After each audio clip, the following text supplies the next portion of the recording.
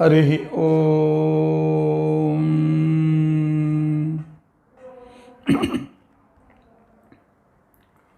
नारायणाय परिपूर्ण गुणार्णवाय विश्वोदय स्थितिलयोन्नियतिप्रदाय ज्ञानप्रदाय विबुधासुरसौख्य दुःख सत्कारणाय वितताय नमो नमस्ते। जन्माद्यस्य यतोऽन्वयादितरतः अर्थेष्वभिज्ञस्वराट् तेने ब्रह्महृदाय आदिकवये मुह्यन्ति यं सूरयः। तेजो वारिमृदां यथा विनिमयो यत्र त्रिसर्गो मृषा धाम्ना स्वेन सदा निरस्तकुहकं सत्यं परं धीमहि। सृष्टिस्थित्यप्यहेया नियतिदृशितमो बन्धमोक्षाश्च यस्मात् अस्य श्री ब्रह्मरुद्र प्रभृतिसुरनरद्वीषशत्रुत्मकस्य विष्णोर्व्यस्ताः समस्ताः सकलगुणनिधिः सर्वदोषव्यपेतः पूर्णानन्दाप्ययो यो गुरुरपि परमश्चिन्तयेतं महान्तम्। धर्मप्रोज्झितकैतवोऽत्र परमः निर्मत्सराणां सतां वेद्यं वास्तवं वस्तुशिवदं तापत्रयोन्मूलनं श्रीमद्भागवते महामुनिकृते किं वा परैः ईश्वरः सद्यो हृद्यवरुध्यतेऽत्र कृतिभिः शुश्रूषुभिस्तक्षणात्। निगमकल्पतरोर्गलितं फलं शुकमुखात् अमृतद्रवसंयुतं पिबत भागवतं रसम् आलयं मुहुरहो रसिकाः भुवि भावुकाः। अभ्रमं भङ्गरहितम् अजडं विमलं सदा आनन्दतीर्थमतुलं भजे तापत्रयापहम्। भवति यदनुभावादेडमूकोऽपि वाग्मी जडमतिरपि जन्तुर्जायते प्रज्ञमौलिः। सकलवचनचेतो देवता भारती सा मम वचसि निधत्तां सन्निधिं मानसे च। अस्मद्गुरुसमारम्भां टीकाकृत्पादमध्यगां श्रीमदाचार्यपर्यन्तां वन्दे गुरुपरम्परां। विद्यायां विबुधाचार्यं वेदज्ञानाब्धिचन्दिरं दुर्मतध्वान्तमार्ताण्डं सत्यध्यानमुनिं भजे। 50 वर्षपर्यन्तं सततं रामपूजकः श्रीसत्यप्रमोदगुरुराट् भासतां नो हृदम्बरे। बन्धुस्त्वं गुरुरिष्टदैवतमिति तत्पादपङ्केरुहं प्राप्तं मां परिपालयेति सततं याचे निबद्धाञ्जलिः। चित्तं मद्गुणदोषचिन्तनविधौ नूनं मनं मा कृताः श्रीसत्यात्मगुरो त्वदङ्घ्रियुगलं हित्वा न मे सद्गतिः। यैरहं शुकवत् सम्यक् शिक्षितोऽस्मि कृपालुभिः तान् वन्दे धेनुपाचार्यान् तत्त्वज्ञानार्थसिद्धये। श्रीगुरुभ्यो नमः। हरिः ओम हरिः ओम हरिः ओम। स्वस्तिस्तु अशेषसद्मङ्गलानि सन्तु। श्लोकैकश्रवणपठनमात्रेण वक्तुश्च श्रोतॄणां निखिलकलिकृतकल्मषापनोदनपटुतरे धर्माद्यखिलपुरुषार्थसाधने भूते अद्य श्रीमद्भागवते तृतीयस्कन्धान्तरकथा प्रारम्भे सति किंचित पूर्वकथानुवादः। हरिः ओम हरिः ओम हरिः ओम। ನಿನ್ನೆ ನಾವು ಅತ್ಯಂತ ಪರಮಭಕ್ತರು ಭಾವುಕರಾದಂತಹ ವಿದುರ ಮತ್ತು ಉದ್ಧವರ ಸಮಾಗಮನವನ್ನು ಕಂಡೆವು.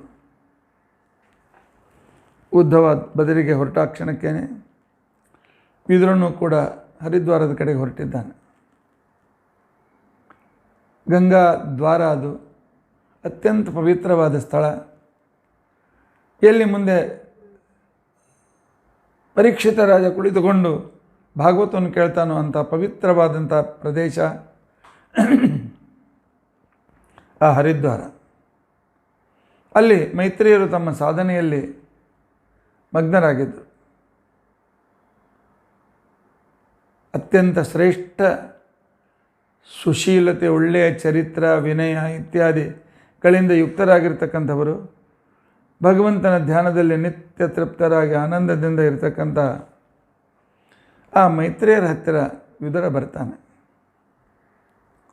ಭಾಗವತ್ಕಾರ ಹೇಳ್ತಾರೆ, ಕ್ಷತ್ತ ಅಭಿಸೃತ್ಯ ಅಚ್ಯುತ ಭಾವಶುದ್ಧ.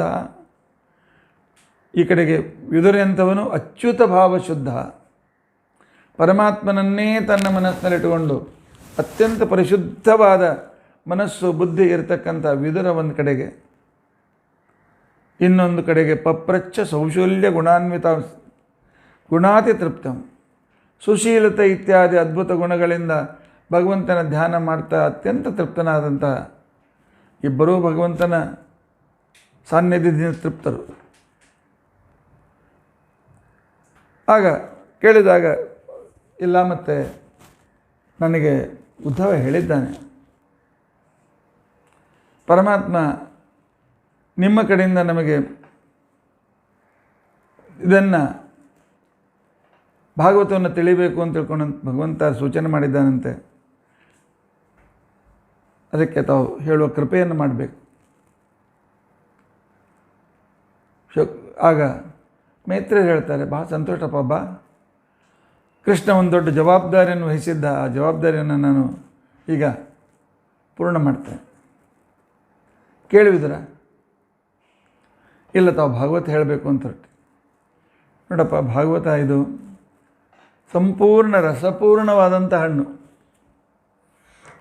ಇದರಿಂದ ಪೂರ್ವದಿಂದ ತಿಲಿಕ್ಕೆ ಪ್ರಾರಂಭ ಮಾಡಬೇಕು, ಪಶ್ಚಿಮದಿಂದ ತಿಲಿಕ್ಕೆ ಪ್ರಾರಂಭ ಮಾಡಬೇಕು, ಗೊತ್ತಾಗಂಗಿಲ್ಲ.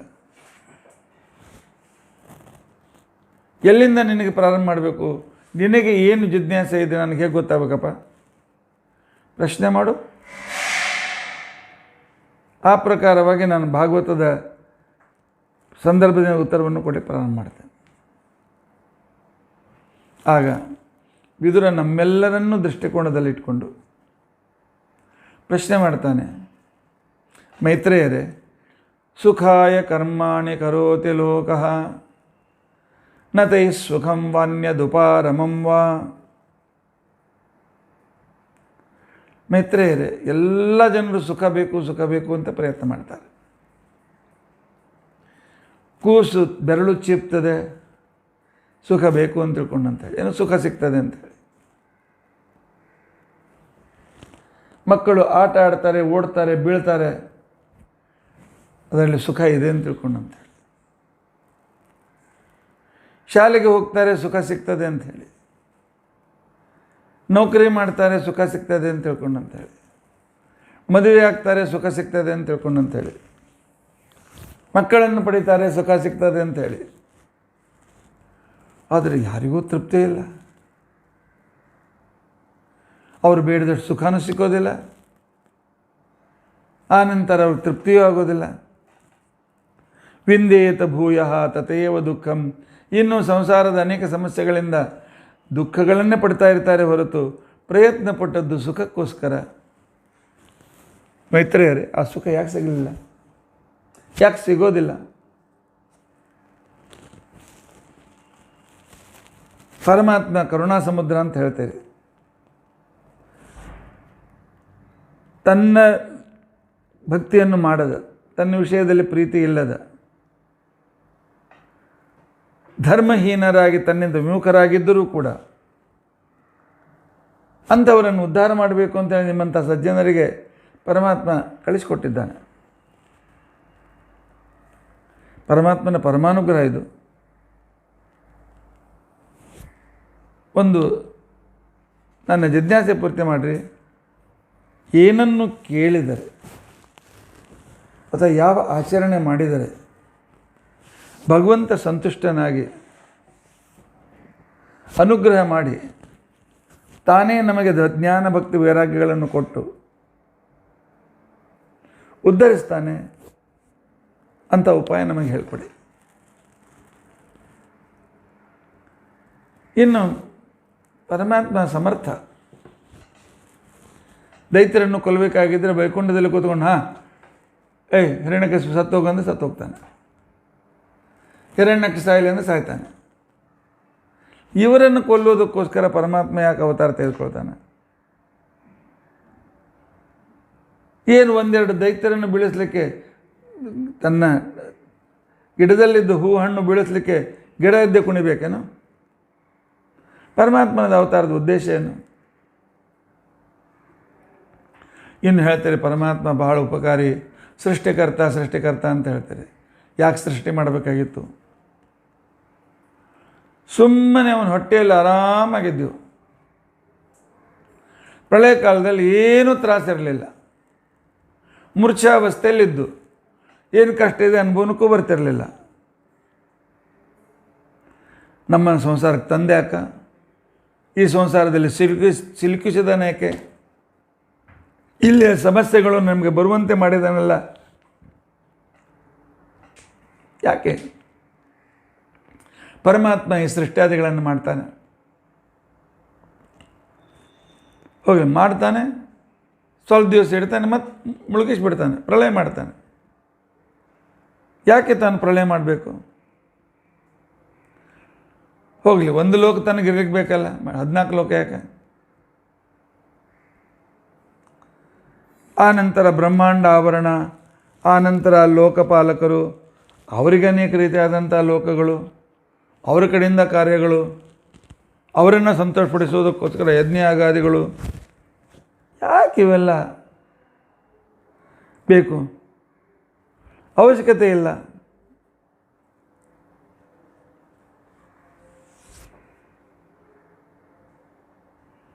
ಪರಮಾತ್ಮ ಇಷ್ಟೆಲ್ಲ ವಿಸ್ತೃತವಾದಂಥ ಕಾರ್ಯವನ್ನು ಯಾಕೆ ಮಾಡ್ತಾನೆ? ಅವನು ಮಹಿಮಾ ಅಂತ ಹೇಳ್ತಾರೆ. ಮಹಿಮಾ ಏನು? ಯಾವುದರಿಂದ ನಮಗೆ ತೃಪ್ತಿ ಆಗಬೇಕು? ಪರಮಾತ್ಮನ ಯೋಗಕ್ಷೇಮದಲ್ಲಿದ್ದವರೆಲ್ಲರೂ ಸುಖವಾಗಿರ್ತಾನೆ ಅಂತ ಕೇಳಿದ್ದೇನೆ. ಆದರೆ ಎಷ್ಟೋ ಜನರಿಗೆ ಅನೇಕ ರೀತಿಯಾಗಿರ್ತಕ್ಕಂಥ ಪೀಡೆಗಳೆಲ್ಲ. ಹೋಗಲಿ, ಪರಮಾತ್ಮ ತಾನೇ ಜಗತ್ತಿನ ರೂಪದಿಂದ ಬರ್ತಾ ಇದ್ದಂದ್ರೆ ಆಟ ಆಡ್ಲಿಕ್ಕತ್ತಾನೆ ಅಂತ ತಿಳ್ಕೊಳ್ಬೇಕು. ಮತ್ತು ಆ ಪ್ರಕೃತಿ, ಜಡ ಪ್ರಕೃತಿಗೆ ಅದರಲ್ಲಿ ವಿಕೃತಿಯನ್ನು ಹುಟ್ಟಿಸಿ ಅದರಿಂದ ಜಡವಾದ ಕಾರ್ಯಗಳನ್ನು ಮಾಡಿ ಅದರೊಳಗೆ ಮತ್ತು ಜೀವನವನ್ನು ಸೇರಿಸಿ ಏನೇನೋ ಈ ರೀತಿಯಾಗಿರ್ತಕ್ಕಂಥ ವಿಚಿತ್ರ ಸೃಷ್ಟಿ ಮಾಡ್ತಾನಲ್ಲ, ಈ ಸೃಷ್ಟಿ ಉದ್ದೇಶವೇನು?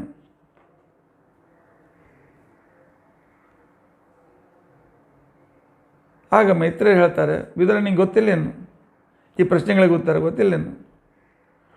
ಯಾಕೆ ಸಾಕ್ಷಾತ್ ನೀನು ವೇದವ್ಯಾಸರ ಮುಖಾಂತರ ಭಾರತ ಕೇಳಿದ ವ್ಯಕ್ತಿ ನೀನು. ಹೌದ್ರಿ, ಹೌದು, ನಾನು ಕೇಳಿದ್ದೇನೆ. ಭಗವಂತನ ಮಹಿಮೆಗಳಿಂದ ತುಂಬಿರತಕ್ಕಂತಹ ಅದರ ಸಮಾನವಾದ ಜಗತ್ತಿನಲ್ಲಿ ಗ್ರಂಥವೇ ಇಲ್ಲ ಅಂತ ಅದನ್ನು ನಾನು ವೇದವ್ಯಾಸರ ಮುಖದಿಂದ ಕೇಳಿದ್ದೇನೆ. ಆದರೆ ಆ ಮಹಾರಾಯರು ಸುಮಾರು 8-9 ಸಾವಿರ ಶ್ಲೋಕಗಳನ್ನು ಗುಹ್ಯ ಭಾಷಾದಲ್ಲಿಟ್ಟಿದ್ದಾರೆ, ಅರ್ಥವೇ ಆಗೋದಿಲ್ಲ.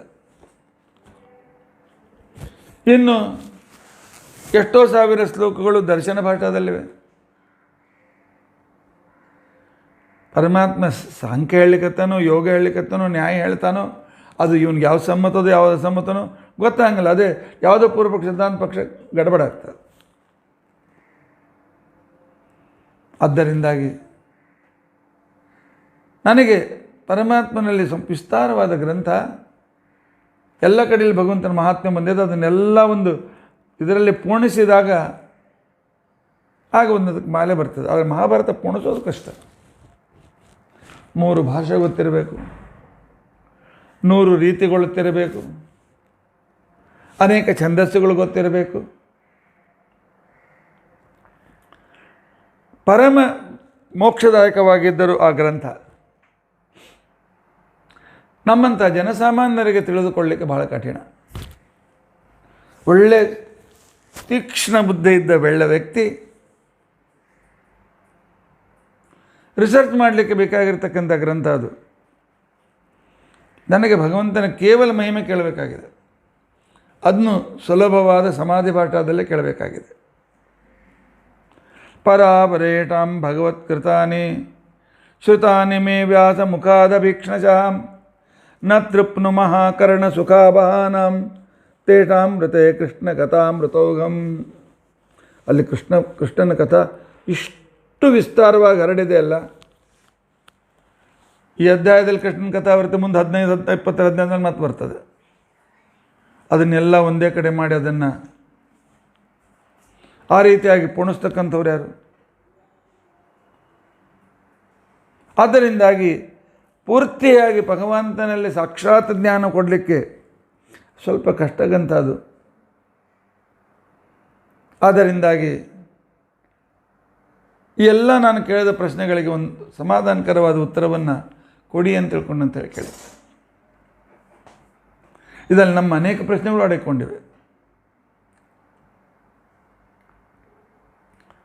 ಆಗ ಮೈತ್ರೇಯರು ನಗ್ತಾರೆ. ಆ ಕಾಲದಲ್ಲಿ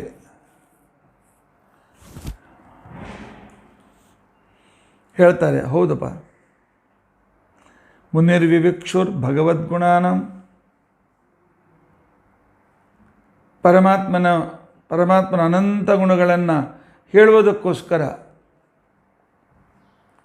ಭಾರತ ಮಹಾಕೃಷ್ಣ ವೇದವ್ಯಾಸ ದೇವರು ವಿಸ್ತೃತವಾದ ಮಹಾಭಾರತವನ್ನು ತಯಾರು ಮಾಡಿ ನಮಗೋಸ್ಕರ ಕೊಟ್ಟಿದ್ದಾರೆ. ಆದರೆ 199 ಜನ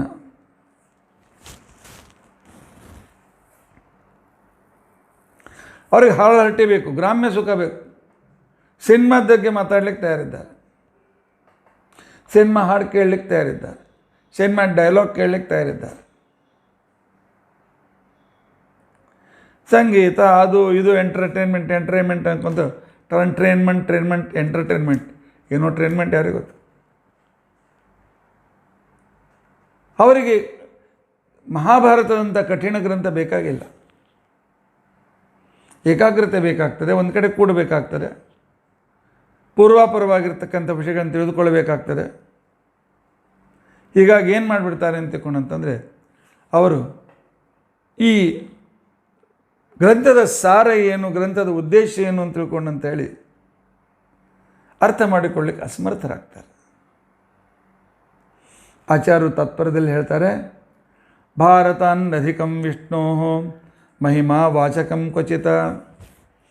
ಪರಮಾತ್ಮನ ಅನಂತ ಮಹಿಮೆಗಳನ್ನು ಹೇಳುವಷ್ಟು ವಿಸ್ತಾರವಾಗಿರ್ತಕ್ಕಂಥ ಗ್ರಂಥ ಜಗತ್ತಿನಲ್ಲಿ ಬೇರೆ ಯಾವುದೂ ಇಲ್ಲ. ಜ್ಞಾನಭಕ್ತಿ ವೈರಾಗ್ಯ ಹುಟ್ಟಿಸುವುದಕ್ಕೋಸ್ಕರ ಮಹಾಭಾರತಷ್ಟು ಸಮರ್ಥವಾದ ಗ್ರಂಥ ಬೇರೆ ಯಾವುದೂ ಇಲ್ಲ.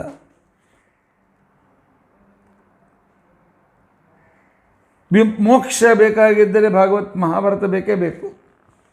ಯಾಕೆ? ಮಹಾಭಾರತದಲ್ಲಿ ಸ್ವತಃ ವೇದವ್ಯಾಸ ದೇವರು ಪ್ರತಿಜ್ಞೆ ಮಾಡಿದಾರಲ್ಲ, ಧರ್ಮೇಚ ಅರ್ಥೇಚ ಕಾಮೇಚ ಮೋಕ್ಷೇಚ ಭರತರ್ಷಭ ಯದಿ ಹಾಸ್ತಿ ತದನ್ಯತ್ರ ಎನ್ನೇ ಹಾಸ್ತಿ ಕುತಚ್ಚನ. ಭಾಗವತದಲ್ಲಿ ಇಲ್ಲದೆ ಇರತಕ್ಕಂಥ ವಿಷಯ ಜಗತ್ತಿನಲ್ಲಿ ಇಲ್ಲ ಅಂತ ತಿಳ್ಕೊಂಡಂತ ಹೇಳಿದ್ದಾರೆ. ಆದರೆ ಏನು ಮಾಡಬೇಕು? ಅರ್ಥ ಮಾಡಿಕೊಳ್ಳೋದು ಸ್ವಲ್ಪ ಕಷ್ಟ. ಎಂತೆಂಥ ಮಹಾವ್ಯಕ್ತಿಗಳು ಅರ್ಥ ಮಾಡಿಕೊಳ್ಳಿಲ್ಲ. ಮಹಾಭಾರತದ ಮೇಲೆ ಪಂಪನೂ ಬರೆದ ಕರ್ನಾಟಕದಲ್ಲಿ. ಆದರೆ ಅವನ ದೃಷ್ಟಿಯಲ್ಲಿ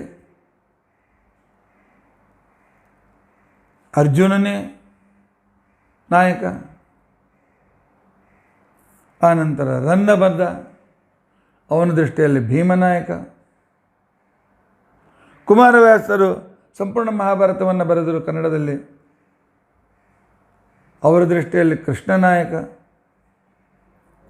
ಇಂಥ ಅನೇಕ ಪರಸ್ಪರ ವಿರುದ್ಧವಾಗಿರ್ತಕ್ಕಂಥ ವಿಚಾರಗಳನ್ನು ನೋಡಿದ್ರಿಂದ ಸ್ವಲ್ಪ ನಮಗೆ ಯಾವುದು ಅಂತ ನಿರ್ಧಾರ ಮಾಡೋದು ಕಷ್ಟ ಆಗ್ತದೆ. ತದಸ್ಯ ಕೌಶಾರವ ಶರ್ಮಧಾತು. ಆದ್ದರಿಂದ ಎಲೆ ಮೈತ್ರೇಯರೇ, ನಮಗೆ ಸಾಕ್ಷಾತ್ತಾಗಿ ಭಗವಂತನಲ್ಲಿ ಭಕ್ತಿ ಉಂಟಾಗಬೇಕು. ಸುಖದಾಯಕನಾಗಿರ್ತಕ್ಕಂಥ ಪರಮಾತ್ಮನ ಕಥೆಗಳು ಡೈರೆಕ್ಟ್ ಬೇಕು, ಇಂಡೈರೆಕ್ಟ್ ಬೇಡ. ಆದ್ದರಿಂದಾಗಿ 18 ಪುರಾಣಗಳು, ಮಹಾಭಾರತ, ಉಪನಿಷತ್ತು, ವೇದ ಅಂತಕ್ಕಂಥ ಅನೇಕ ಹೂಗಳು ಅರಳಿ ಹೂದೋಟದಲ್ಲಿ ಇವೆ. ಆದರೆ ನಮಗೆ ಭ್ರಮರದಷ್ಟು ಸೂಕ್ಷ್ಮವಾಗಿರ್ತಕ್ಕಂಥ ಸಾಮರ್ಥ್ಯ ಇಲ್ಲ. ಅದರಿಂದಾಗಿ ನೀವು ಉದ್ಧತ್ಯ ಪುಷ್ಪೇಭ್ಯ ಇವಾರ್ಥ ಬಂಧೋ, ನೀವು ಆ ಭ್ರಮರದಂತೆ ರಸಜ್ಞರು. ಅದಕ್ಕೆ ಎಲ್ಲ ಪುಷ್ಪದಲ್ಲಿರ್ತಕ್ಕಂಥ ರಸವನ್ನು ಸಂಗ್ರಹ ಮಾಡಿ ಮಾಡಿ ಮಾಡಿ ಮಾಡಿ ತಯಾರು ಮಾಡಿ ನಮಗೆ ತಂದು ಕೊಡ್ರಿ, ಕಷ್ಟ ಬೇಡ. ಆದ್ದರಿಂದಾಗಿ ಪರಮಾತ್ಮನ ಸೃಷ್ಟಿಯಾದಿ ಅವತಾರ ಲೀಲೆಗಳನ್ನು ಕೂಡ ಹೇಳಿ ನನ್ನ ಅಭಿಷ್ಟಗಳನ್ನು ಪೂರೈಸಿ. ವಿದುರರ ಇಷ್ಟು ದೀರ್ಘವಾಗಿರ್ತಕ್ಕಂಥ ಬೇಡಿಕೆ, ಈ ದೀರ್ಘವಾದ ಬೇಡಿಕೆಯಲ್ಲಿ ಏನಡಗಿದೆ? ವಿದುರರ ಮುಖ್ಯ ಪ್ರಶ್ನೆಗಳು ಈ ರೀತಿಯಾಗಿವೆ. ಭಗವಂತ ಯಾರಿಗೆ ಸುಖ ಕೊಡ್ತಾನೆ? ಎಲ್ಲರೂ ಸುಖಕ್ಕೋಸ್ಕರ ಪ್ರಯತ್ನ ಮಾಡ್ತಾರೆ, ಆದರೆ ಅವರಿಗೆ ಸುಖ ಅಥವಾ ತೃಪ್ತಿ ಸಿಕ್ಕೋದಿಲ್ಲ. ಇದಕ್ಕೆ ಕಾರಣ ಏನು? ಆ ನಂತರ ಪರಮಾತ್ಮ ಕರುಣಾ ಸಮುದ್ರ ಅಲ್ಲ. ಕರುಣಾ ಸಮುದ್ರ ಇದ್ದರೆ ನಮ್ಮನ್ನು ಸೃಷ್ಟಿಗೆ ತಂದು ಸಂಸಾರದಲ್ಲಿ ಹಾಕಿ ಗೋಳಾಡಿಸಿ ನಂತರ ಅನುಗ್ರಹ ಮಾಡೋ ಬದಲಾಗಿ ಡೈರೆಕ್ಟ್ ಅನುಗ್ರಹ ಮಾಡಿದ್ರೆ ಏನು ಗಂಟು ಹೋಗ್ತಿತ್ತು?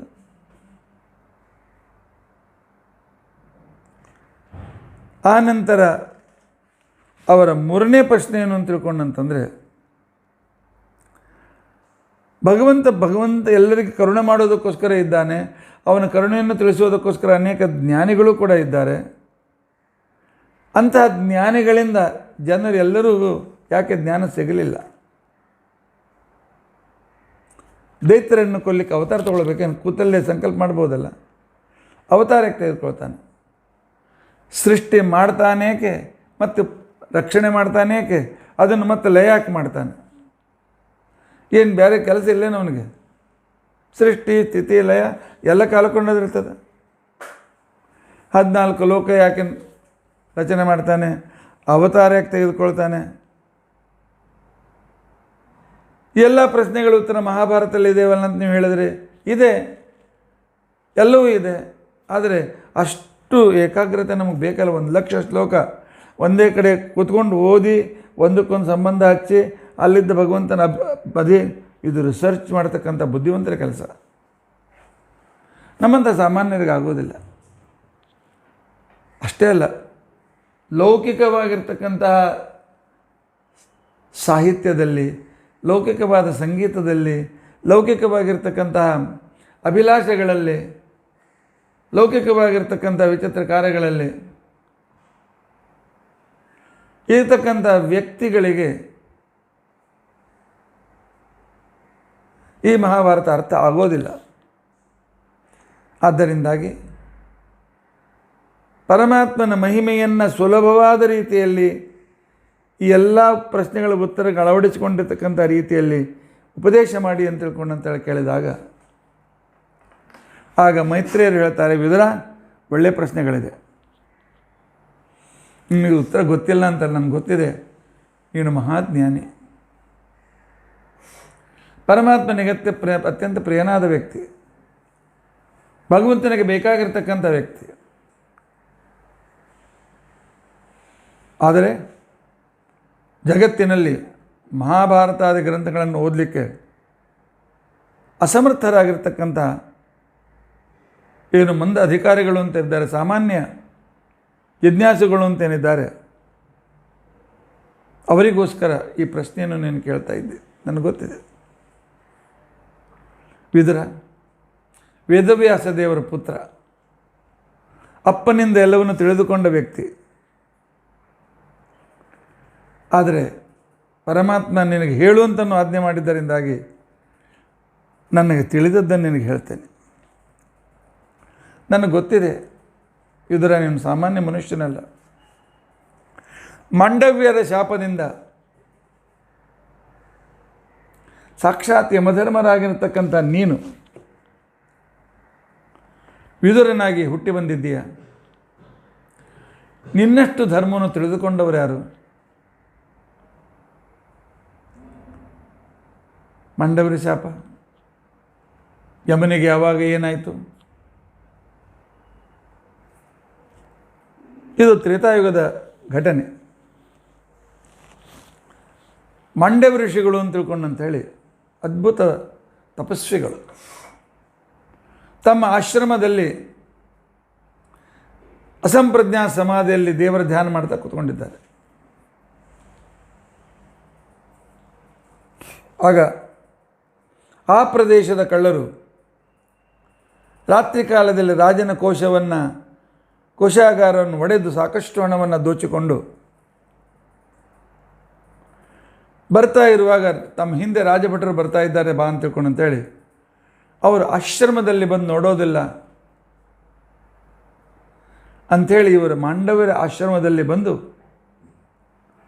ಅಲ್ಲಿ ಇಲ್ಲಿ ಅಡಿಕೊಂಡ್ರು.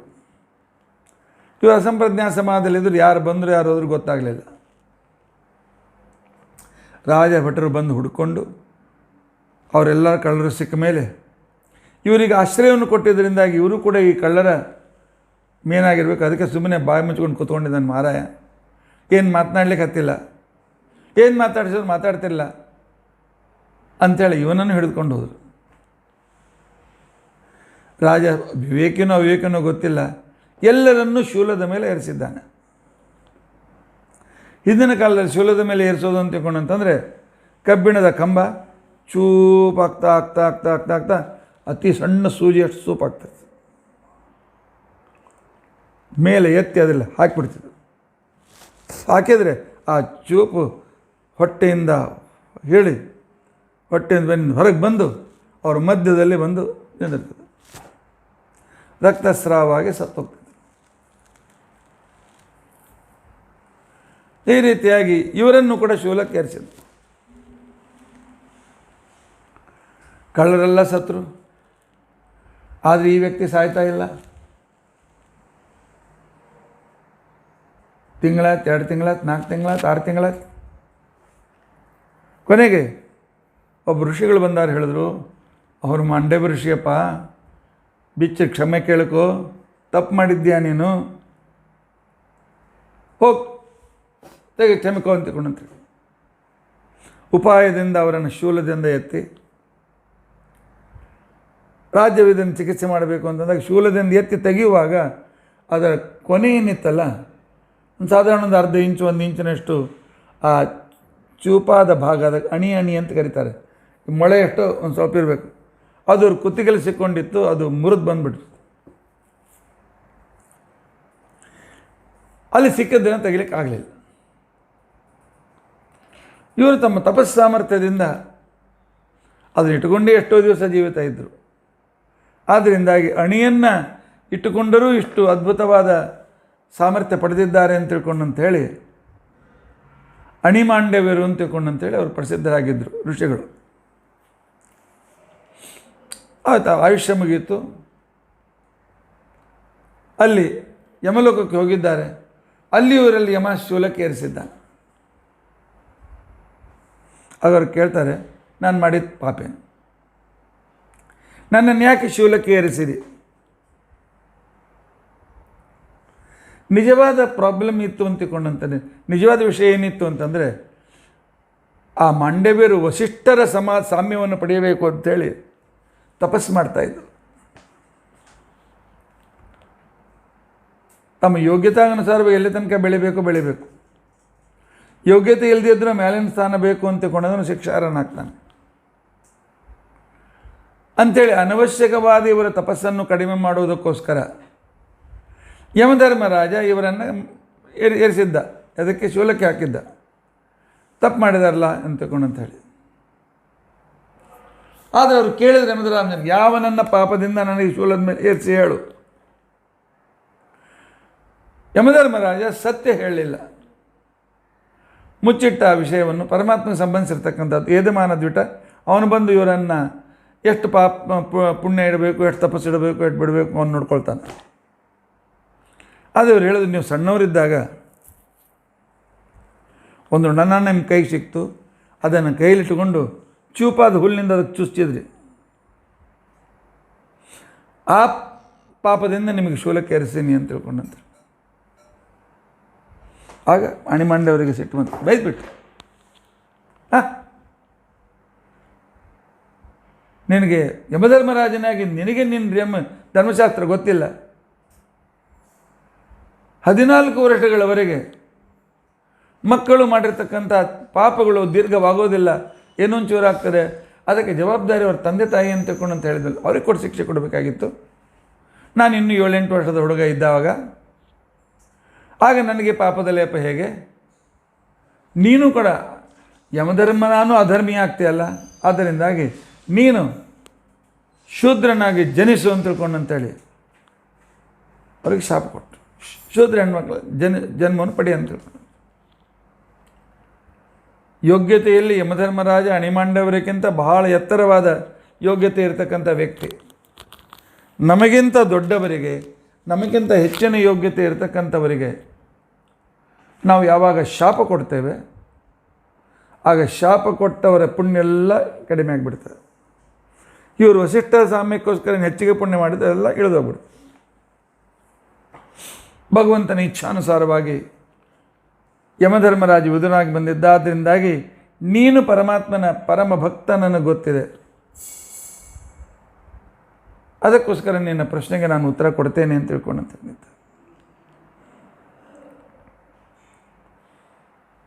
ಮೊದಲೇ ಪ್ರಶ್ನೆ ಕೇಳಿದೆಯಲ್ಲ, ಎಲ್ಲರೂ ಸುಖಕ್ಕೋಸ್ಕರ ಪ್ರಯತ್ನ ಮಾಡ್ತಾರೆ, ಆದರೆ ಅವ್ರು ಬೇಡದಷ್ಟು ಸುಖ ಸಿಕ್ಕೋದಿಲ್ಲ, ಏನೋ ಸಿಕ್ಕೋದು ಭ್ರಮೆ ಅದಂತೆ ಆಗ್ತದೆ, ತೃಪ್ತಿ ಅಂತ ಸರ್ವತಾ ಇರೋದಿಲ್ಲ ಅಂತ ಕೇಳಿದೆಯಲ್ಲ. ಹೌದು, ಸುಖ ಬಯಸುವ ಜನ ಎಲ್ಲ ಸುಖ ಬಯಸ್ತಾ ಇದ್ದಾರೆ, ಆದರೆ ಅವರಿಗೆ ಈ ಸುಖ ಎಲ್ಲಿ ಸಿಗ್ತದೆ ಅಂತ ಅನ್ನೋದು ಗೊತ್ತಿಲ್ಲ. ತಪ್ಪು ಅಡ್ರೆಸ್ಸಿಗೆ ಹೋಗಿದ್ದಾರೆ, ಆದರೆ ಸುಖ ಸಿಕ್ಕೋದಿಲ್ಲ. ಬಟ್ಟೆ ಬೇಕಾಗಿರ್ತಕ್ಕಂಥ ವ್ಯಕ್ತಿ ಬಟ್ಟೆ ಅಂಗಡಿಗೆ ಹೋಗಬೇಕೆ ಹೊರತು ಕಿರಾಣಿ ಅಂಗಡಿಗೆ ಹೋಗಿ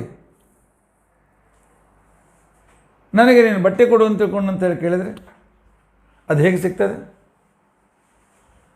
ಕಿರಾಣಿ ಅಂಗಡಿಗೆ ಹೋಗಿ ಕೇಳಿದ್ರೆ ಹೇಗೆ ಸಿಗ್ತದೆ ಅದು?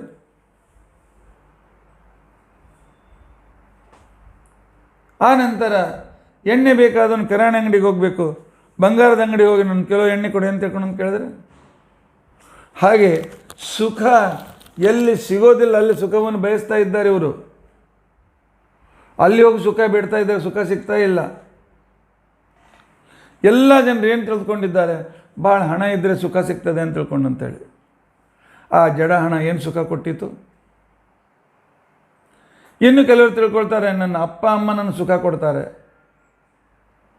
ಆದರೆ ಅಪ್ಪ ಅಮ್ಮನೂ ಸುಖ ಬೇಡುವ ಕ್ಯಾಂಡಿಡೇಟ್ಗಳೇ. ಅವ್ರಿಗೆ ಎಲ್ಲಿಂದ ಸುಖ ಕೊಡಬೇಕು? ಅವ್ರ ಹತ್ರ ಸುಖ ಎಕ್ಸ್ಟ್ರಾ ಇದೆಯಾ? ಇಲ್ಲ. ಅವರು ಇನ್ನೂ ಸುಖ ಬೇಕು ಅಂತ ಬಯಸೋರೆ.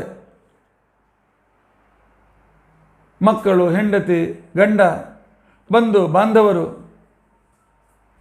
ಮನೆ, ಹೊಲ, ಹೊನ್ನು ಹೆಣ್ಣು ಮಣ್ಣುಗಳಲ್ಲಿ ಸುಖ ಬಯಸ್ತಾ ಇದ್ದೇವೆ. ಇವರು ಯಾರೂ ಸುಖವನ್ನು ಕೊಡಲಿಕ್ಕೆ ಸಾಧ್ಯವಿಲ್ಲ. ಆದ್ದರಿಂದಾಗಿ ಇವರೆಲ್ಲರೂ ತಪ್ಪು ಅಡ್ರೆಸ್ಗೆ ಹೋಗಿದ್ದಾರೆ. ಯಾಕೆ? ಇವರು ಕೂಡ ಸುಖ ಬೇಕು ಅನ್ನೋ ಕ್ಯಾಂಡಿಡೇಟ್ಗಳು. ಒಬ್ಬ ವ್ಯಕ್ತಿಗೆ ಇಂಟರ್ವ್ಯೂಗೆ ಕರೆ ಬರ್ತದೆ, ಹೋಗ್ತಾನೆ,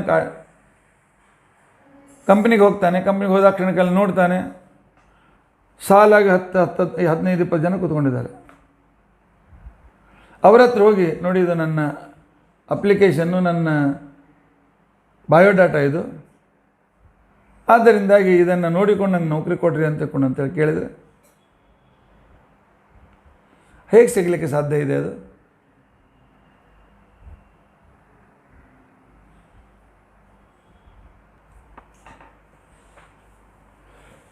ಆದ್ದರಿಂದಾಗಿ ಅವನು ಅಲ್ಲಿ ಹೋಗಿ ಅವರಿಗೆ ಕ್ಯಾಂಡಿಡೇಟ್ಗೆ ತನ್ನ ಪತ್ರವನ್ನು ಕೊಡ್ತಾನೆ, ತನ್ನ ಬಯೋಡಾಟಾ ಕೊಡ್ತಾನೆ, ನೋಡಿ ನೌಕರಿ ಕೊಡಿ ಅಂತ ಹೇಳಿ.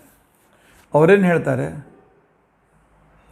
ನಾವು ನಿನ್ನಾಗಿ ಇಂಟರ್ವ್ಯೂಗೆ ಬಂದವರಪ್ಪ, ಕ್ಯೂಯಲ್ಲಿ ಕೂತ್ಕೊಂಡಿದ್ದೀವಿ, ನೀನು ಅಲ್ಲಿ ಕೂತ್ಕೊಂಡು ನಿನ್ನ ನಂಬರ್ ಬಂದಾಗ ಒಳಗೆ ಹೋಗು ಅಂತ. ಹಾಗೆ ನಾವು ಜೀವನದಲ್ಲಿ ತಪ್ಪು ಮಾಡ್ತೇವೆ. ಹೆಂಡತಿಗೆ ಬೈತೇವೆ, ನಿನ್ನಿಂದ ನನಗೆ ಸುಖ ಬೇಕು ಅಂತ ಮದುವೆ ಮಾಡಿಕೊಂಡು ಬರೀ ಕಿಟ್ಪಿಟ್ಟು ಮಾಡ್ತೀನಿ, ಏನು ನಿನ್ನ ಸುಖ ಸಿಗ್ತಾ ಇಲ್ಲ ಅಂತಕೊಂಡು ಪಾಪ ಬೈಬೇಡಿ. ಎಲ್ಲಿಂದ ಕೊಡಬೇಕು ಅವಳು ಸುಖ? ಅವಳು ಕೂಡ ಸುಖ ಬೇಡ. ಅವಳೆ ಗಂಡ ಎಲ್ಲಿಂದ ಸುಖ ಕೊಡಬೇಕು? ಕೊಟ್ಟರೂ ಕೂಡ ಅದೊಂದು ಸುಖದ ಭ್ರಮೆ, ಅದರಿಂದ ಮತ್ತೆಷ್ಟು ದುಃಖ ಹೆಚ್ಚಾಗ್ತದೆ. ತಂದೆ ತಾಯಿ ಎಲ್ಲಿಂದ ಸುಖ ಕೊಡಬೇಕು? ಮಕ್ಕಳೆಲ್ಲಿಂದ ಸುಖ ಕೊಡಬೇಕು? ವಯಸ್ಸಾದಮೇಲೆ ಖಾಲಿ ಕೂತ್ಕೊಂಡಿರ್ತಾರೆ, ಬೇಕು ಮಕ್ಕಳಿಗೆ ಬೇಕು ಓದ್ ಕೊಡೋದು. ಈ ಮಗ ಸೊಸೆ ನಮ್ಗೆ ಸುಖ ಕೊಡೋಂಗಿಲ್ಲ, ಬರೀ ತ್ರಾಸು ಕೊಡ್ತಾರೆ ಅಂದರೆ ನಾವು ಎಲ್ಲಿಂದ ಕೊಡಬೇಕು? ಅವರು ಯಾರಿಗೂ ಬೈಲಕ್ಕೆ ಹೋಗ್ಬಿಡು. ಸುಖ ಸಿಗೋದು, ಮೈತ್ರೇಯರು ಹೇಳ್ತಾ ಇದ್ದಾರೆ, ಒಂದೇ ಒಂದು ಸ್ಥಳ, ಆ ಪರಮಾತ್ಮ. ಸುಖ ಪೂರ್ಣನಾಗಿರ್ತಕ್ಕಂಥ ಭಗವಂತನ ಹತ್ರ ಹೋದ್ರೆ ಮಾತ್ರ ಸುಖ ಸಿಗ್ತದೆ. ಉಳಿದದ್ದೆಲ್ಲೂ ಸುಖದ ಭ್ರಮ. ಭಾಳ ಊಟ ಮಾಡಿ ಹೊಟ್ಟೆ ತುಂಬ್ತದೆ ಅಂತಕೊಂಡು ತಿಂತೀವಿ, ಅಜೀರ್ಣಾಗಿ ಗೋಳಾಡ್ತೀವಿ. ಹೆಂಡ್ತಿನ ಸುಖ ಸಿಗ್ತದೆ ಅಂತ ಹೆಂಡ್ತಿನ ಕಟ್ಕೋತೀವಿ, ಹೆಂಡ್ತಿ ಮಕ್ಕಳು ಪಡಿತೀವಿ, ಸಂಸಾರದಾಗ ಯಾಕೆ ಬಿದ್ದೀವಿ ಅಂತ ಕಷ್ಟಪಡ್ತೀವಿ. ಆದ್ದರಿಂದಾಗಿ ಸುಖ ಕೊಡ್ತಕ್ಕಂಥವನು ಭಗವಂತ ಒಬ್ಬನೇ. ಅವನಲ್ಲಿ ಭಕ್ತಿ ಮಾಡಿದರೆ ಮಾತ್ರ ಸುಖ ಸಿಗ್ತದೆ. ಪರಮಾತ್ಮ ಅಂತ ತಿಳ್ಕೊಂಡಂತ ಅಂಗಡಿಗೆ ಹೋದರೆ ಸುಖ ಸಿಗ್ತದೆ, ಉಳಿದು ಯಾವ ಅಂಗಡಿಗೆ ಹೋದರೂ ಕೂಡ ಸುಖ ಸಿಕ್ಕೋದಿಲ್ಲ. ಇದನ್ನು ಜಿಜ್ಞಾಸವಾಗಿರ್ತಕ್ಕಂಥ ವ್ಯಕ್ತಿ ಮೊದಲು ಅರ್ಥವನ್ನು ಮಾಡಿಕೊಳ್ಬೇಕು. ಇದನ್ನು ಸರಿಯಾಗಿ ಅರ್ಥವನ್ನು ಮಾಡಿಕೊಳ್ಬೇಕು. ಆನಂತರ ಭಾಗವತ ನಿನಗೆ ಹೇಳು ಅಂತ ತಿಳ್ಕೊಂಡಂತ ಹೇಳಿ ರೀತಿ ನೀನು ಕೇಳಿದ್ಯಲ್ಲ, ನಿಜವಾದ ಸುಖ ಇರುವುದು ಮೋಕ್ಷದಲ್ಲಿ ಮಾತ್ರ. ಅಲ್ಲಿವರೆಗಿರ್ತಕ್ಕಂಥ ಸುಖ ದುಃಖ ಸುಖಸ್ಯಾನಂತರಂ ದುಃಖಂ ದುಃಖಸ್ಯಾನಂತರಂ ಸುಖಂ, ಈ ರೀತಿಯಾಗಿರ್ತಕ್ಕಂಥ ನಡೀತಾ ಇದೆ. ಇವತ್ತೇನು ಸ್ವಲ್ಪ ನೆಮ್ಮದಿಯಿಂದ ಮರ್ದಿನಂದ್ರೆ ಪ್ರಾಬ್ಲಮ್ ಬಂದಿರ್ತದೆ. ಆದ್ದರಿಂದಾಗಿ ಪ್ರತಿಯೊಬ್ಬ ಸುಖ ಬೇಕು ಅನ್ನೋ ವ್ಯಕ್ತಿ ಮೋಕ್ಷವನ್ನು ಪಡೆಯೋದಕ್ಕೋಸ್ಕರ ಪ್ರಯತ್ನಿಸಬೇಕು. ಏನು ಮೋಕ್ಷ ಯಾವ ಅಂಗಡಿ ಒಳಗೆ ಸಿಗ್ತದೆ? ಅದೇ ಒಂದು ಅಂಗಡಿ ಅದ, ಪರಮಾತ್ಮ ಅಂತ ತಿಳ್ಕೊಂಡಂತೇಳಿ ಒಂದು ಅಂಗಡಿ ಅದ. ಆ ಪರಮಾತ್ಮ ಯಾವಾಗ ಅನುಗ್ರಹ ಮಾಡ್ತಾನೆ ಆವಾಗ ನಮಗೆ ಮೋಕ್ಷ ಸಿಗ್ತದೆ. ಎಷ್ಟು ಪೈಸಾದಿಂದ ಪಡ್ತದ, ಎಷ್ಟು ದುಡ್ಡು ಕೊಟ್ಟರೆ ಸಿಗ್ತದ, ಏನು ದಾನ ಮಾಡಿದ್ರೆ ಸಿಗ್ತದ, ಇದು ಯಾವುದರೂ ಬೇಕಾಗಿಲ್ಲ ನಮ್ಮ ದೇವರಿಗೆ. ನಿತ್ಯ ತೃಪ್ತ. ನೀವು ಕೊಡು ಟುಟ್ಕಿ ಪುಟ್ಕಿ ಹಣ ತೆಗೆದುಕೊಂಡು ಏನು ಮಾಡ್ತಾನೆ ಅವನು? ಅವನಿಂದ ಅವನ ಅನುಗ್ರಹವನ್ನು ಪಡೆಯಬೇಕು. ಪರಮಾತ್ಮನಿಗೆ ಎಲ್ಲಿ ತನಕ ಅವನ ಅನುಗ್ರಹ ಸಿಕ್ಕೋದಿಲ್ಲ, ಆಗೋದಿಲ್ಲ, ಅಲ್ಲಿವರೆಗೆ ಮೋಕ್ಷ ಆಗೋದಿಲ್ಲ. ಅವನ ಕೈಯಲ್ಲಿ ಮೋಕ್ಷ ಇದೆ. ಅವನು ಮೊದಲು ನಮಗೆ ಜೀವಾಚ್ಛಾದಿಕ ಸಂಸಾರದಲ್ಲಿ ಸಿಲುಕಿಸಿ ಭೋಗದ ಕಡೆಗೆ ಹೋಗುವಂತೆ ನಮಗೆ ಆತ್ಮನಿಗೆ ಜೀವಾಚ್ಛಾದಿಕಂದು ಹಾಕಿಟ್ಟಿದ್ದಾನೆ. ಅದನ್ನು ನಾವು ಅಪರೋಕ್ಷ ಜ್ಞಾನದಿಂದ ದಾಟಿ ಆ ನಂತರ ಇನ್ನು ಪರಮಾಚ್ಛಾದಿಕ ಅವನು ಇವತ್ತು ಇಂಥ ರೂಪವನ್ನು ತೋರಿಸ್ಬೇಕು ಅಂತ ಬಯಸುವ ತನಕ ಆ ಪರದೆ ಹಾಗೇ ಇರ್ತದೆ. ಅವನೇ ಆ ಪರದೆ ಸರಿಸಿ ಹೊರಗೆ ಬರಬೇಕು, ಬೇರೆ ಆದಿಲ್ಲ. ಆದ್ದರಿಂದಾಗಿ ಪರಮಾತ್ಮ ಜ್ಞಾನಿಗಳಿಗೆ ಮಾತ್ರ ವಿಶೇಷವಾಗಿರ್ತಕ್ಕಂಥ ಅನುಗ್ರಹ ಮಾಡ್ತಾನೆ. ಆದ್ದರಿಂದಾಗಿ ಜ್ಞಾನವನ್ನು ನಾವು ಸಂಪಾದನೆ ಮಾಡಿ ಮುಕ್ತಿಯನ್ನು ಪಡೆಯಬೇಕು, ಪರಮಾತ್ಮನಲ್ಲಿ ಭಕ್ತಿ ಮಾಡಬೇಕು. ಹಾಗಾದರೆ ಪರಮಾತ್ಮನಲ್ಲಿ ಭಕ್ತಿ ಮಾಡಬೇಕಾಗಿದ್ದರೆ ಏನು ಮಾಡಬೇಕು? ಭಕ್ತಿ ಅಂತ ತಿಳ್ಕೊಂಡಂತಂದರೆ ಪ್ರೀತಿ, ನಿರಂತರ ಪ್ರೀತಿ. ಬರೇ ಪ್ರೀತಿಯಲ್ಲ, ಅವನ ಮಹಾತ್ಮೆಯ ಸಹಿತವಾದ ಪ್ರೀತಿ. ಕುರುಡು ಪ್ರೀತಿ ಭಾಳ ದಿವಸ ಇರೋದಿಲ್ಲ. ಕಾಲೇಜಿನಲ್ಲಿ ಇಬ್ಬರು ಹುಡುಗಿ ಭೇಟಿ ಆಗ್ತಾರೆ. ಅವನು ಗ್ರ್ಯಾಜುಯೇಟ್ನಲ್ಲಿ ಓದ್ತಾ ಇದ್ದಾನೆ, ಇವನು ಗ್ರ್ಯಾಜುಯೇಟ್ನಲ್ಲಿ ಓದ್ತಿದ್ದಾನೆ. ಆಯಿತು, मैं तुम्हें प्यार करता हूँ, तुम्हें जान देने के लिए तैयार हूँ. ಏನೋ ಡೈಲಾಗ್ ನಡೀತದೆ, ಏನು ಜಾನಂದು ಪುಕ್ಕಟ್ಟನ್ನು ತಿಳ್ಕೊಂಡಿರ್ತಾರೆ, ಮದುವೆ ಆಗ್ತಾರೆ. ಮದುವೆ ಆದ ಕ್ಷಣಕ್ಕೆ ಯಾವಾಗ ಹತ್ತಿರ ಬರ್ತಾರೆ ಅವಾಗ ಇಬ್ಬರು ಸ್ವಭಾವದಲ್ಲಿರ್ತಕ್ಕಂಥ ನ್ಯೂನತೆಗಳು ಗೊತ್ತಾಗ್ತದೆ. ನ್ಯೂನತೆ ಗೊತ್ತಾಗ್ತಾ ಕ್ಷಣಕ್ಕೇನೆ ಡೈವೋರ್ಸ್. ಎಲ್ಲಿ ತನಕ ವ್ಯಕ್ತಿಯ ಮಹಿಮಾ ನೋಡಿ ಕೇಳಿ ವಿಚಾರ ಮಾಡಿ ಪ್ರೀತಿ ಮಾಡ್ತೀವಲ್ಲ, ಅದು ಶಾಶ್ವತ ಪ್ರೀತಿ. ಅದಕ್ಕೋಸ್ಕರ ಭಗವಂತನ ಮಹಿಮೆಗಳನ್ನು ನಾವು ಪುನಃ ಪುನಃ ಪುನಃ ಪುನಃ ಪರಮಾತ್ಮ ನಮಗೆ ಎಷ್ಟು ಉಪಕಾರ ಮಾಡಿದ್ದಾನೆ ಅನ್ನೋದನ್ನು ಪುನಃ ಪುನಃ ನಾವು ಕೇಳ್ತಾ ಇದ್ದರೆ 6 ದೋಷಗಳಿಂದ ರಹಿತವಾದ ಭಗವಂತನ ಭಕ್ತಿಯನ್ನು ಮಾಡಿದರೆ, 6 ದೋಷಗಳಿಂದ ರಹಿತವಾದ ಜ್ಞಾನವನ್ನು ಸಂಪಾದನೆ ಮಾಡಿದರೆ ಪರಮಾತ್ಮ ಅನುಗ್ರಹ ನಮ್ಮ ಮೇಲೆ ಆಗ್ತದೆ. ವಿದುರರು ಕೇಳ್ತಾರೆ, ಆ 6 ದೋಷಗಳು ಯಾವುದು? ಆ 6 ದೋಷಗಳಿಂದ ನಾವು ಯಾವ ರೀತಿಯಾಗಿರ್ತಕ್ಕಂಥ ರೀತಿಯಲ್ಲಿ ನಾವು ದೂರಿರುವುದಕ್ಕೋಸ್ಕರ ನಾವು ಪ್ರಯತ್ನಿಸಬೇಕು. ಆ 6 ದೋಷಗಳನ್ನು ನಿನಗೆ ನಾನು ನಿಶ್ಚಿತವಾಗಿಯೂ ಕೂಡ ಹೇಳ್ತೇನೆ, ಕೇಳು ಅಂತ ತಿಳ್ಕೊಂಡಂತ ಹೇಳ್ತೇನೆ.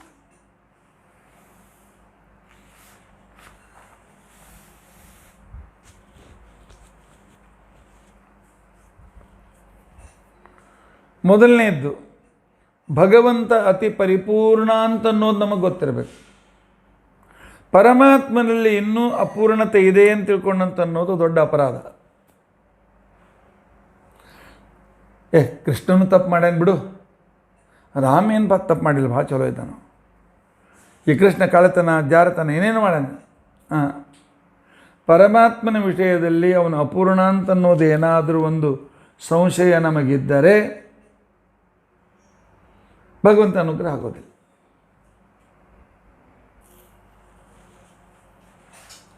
ಇನ್ನು ನಂಬರ್ 2ನೇ ದೋಷ ಅಂತ ತಿಳ್ಕೊಂಡಂತಂದರೆ,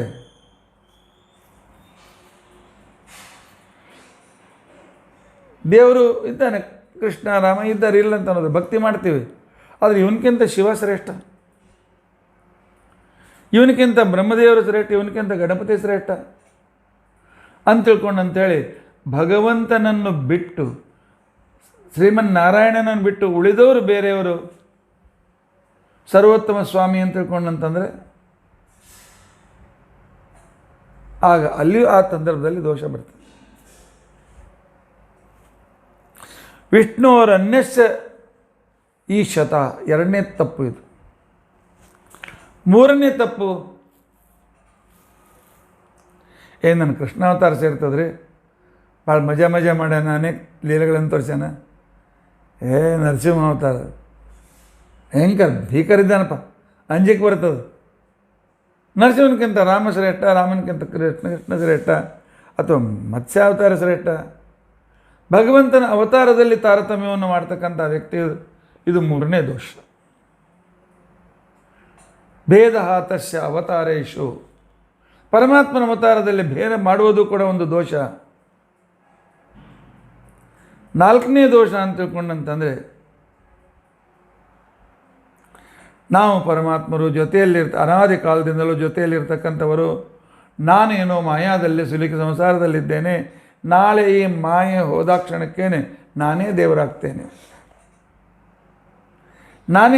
ನಾನು ದೇವರು ಒಂದಾಗ್ತೇವೆ, ಆವಾಗ ನಾನೇ ರಾಜನಾಗ್ತೇನೆ, ಅಹಂ ಬ್ರಹ್ಮಾಸ್ಮಿ ಅಂತನ್ನೋ ಜ್ಞಾನ, ನಾನೇ ದೇವರಾಗ್ತೇನೆ ಅಂತ ತಿಳ್ಕೊಂಡಂತಕ್ಕಂಥ ಒಂದು ಅಜ್ಞಾನ, ಇದು ಭಗವಂತನ ಅನುಗ್ರಹಕ್ಕೆ ಅಡೆತಡೆ ಮಾಡ್ತದೆ.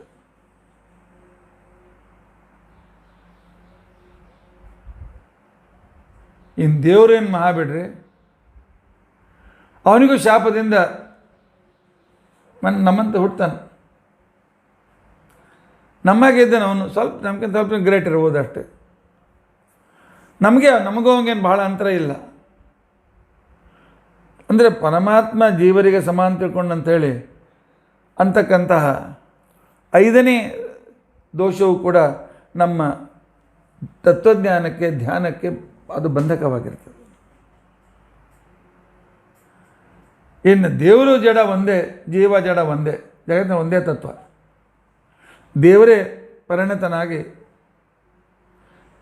ಜಡನೂ ಆಗ್ತಾನೆ, ಚೇತನೂ ಆಗ್ತಾನೆ, ಗಿಡ ಆಗ್ತಾನೆ, ಮರ ಆಗ್ತಾನೆ, ಮನುಷ್ಯ ಆಗ್ತಾನೆ, ಪ್ರಾಣಿ ಆಗ್ತಾನೆ. ದೇವನೇ ಇದಕ್ಕೆ ಉಪಾದಾನ ಕಾರಣ ಅಂತ ತಿಳ್ಕೊಂಡಂತ ಯಾರು ಅಂತಾರೆ, ಇದನ್ನೊಂದು ದೊಡ್ಡ ದೋಷ. ಆದ್ದರಿಂದಾಗಿ ಭಗವಂತನಲ್ಲಿ ಭಕ್ತಿ ಉಂಟಾಗಬೇಕಾಗಿದ್ದರೆ ಪರಮಾತ್ಮ ಸರ್ವಜ್ಞ, ಅವನೇ ಸರ್ವೋತ್ತಮ, ಅವನ ಮೇಲೆ ಯಾರೂ ಸ್ವಾಮಿಗಳಿಲ್ಲ, ಅವನ ಅಧಿಕಾರಿಗಳು ಯಾರೂ ಇಲ್ಲ, ಪರಮಾತ್ಮನ ಅವತಾರಗಳಲ್ಲಿ ಭೇದ ಇಲ್ಲ, ಜೀವ ಎಂದಿಗೂ ಪರಮಾತ್ಮನಾಗಲಾರ, ಪರಮಾತ್ಮ ಎಂದಿಗೂ ಶಾಪವಶಾತ್ ಅವನು ಜೀವನಾಗಲಾರ, ಪರಮಾತ್ಮನಿಗೂ ಜಡಕ್ಕೂ, ಪರಮಾತ್ಮ ಜೀವಕ್ಕೂ ಜಡಕ್ಕೂ, ಪರಮಾತ್ಮನಿಗೂ ಜೀವನಿಗೂ, ಜೀವರಿಗೂ, ಜಡಗಳಲ್ಲಿಯೂ ಈ ರೀತಿಯಾಗಿರ್ತಕ್ಕಂಥ 5 ತರಹದ ಭೇದ ಇದೆ. ಈ ಭೇದವನ್ನು ಇಟ್ಟುಕೊಂಡು ನಾವು ಯಾವಾಗ ಪರಮಾತ್ಮನ ಈ ವಿತರಣಾ ಸಂದರ್ಭವನ್ನು ನೋಡಲಿಕ್ಕೆ ಹೋಗ್ತೇವೆ, ಆಗ ಮಾತ್ರ ಆ ಸಾಧನೆ ಅದು ಪರಿಪೂರ್ಣ ಅಂತ ತಿಳ್ಕೊಂಡಂತೇಳಿ ಅನಿಸ್ಕೊಳ್ತದೆ. ಆದ್ದರಿಂದ ಅಲ್ಲಿ ಬರ್ತಕ್ಕೊಂದು ಪರಿಪೂರ್ಣ ಅಂತ ಆಗೋದಿಲ್ಲ ಅಂತಂದಿದ್ದಾರೆ.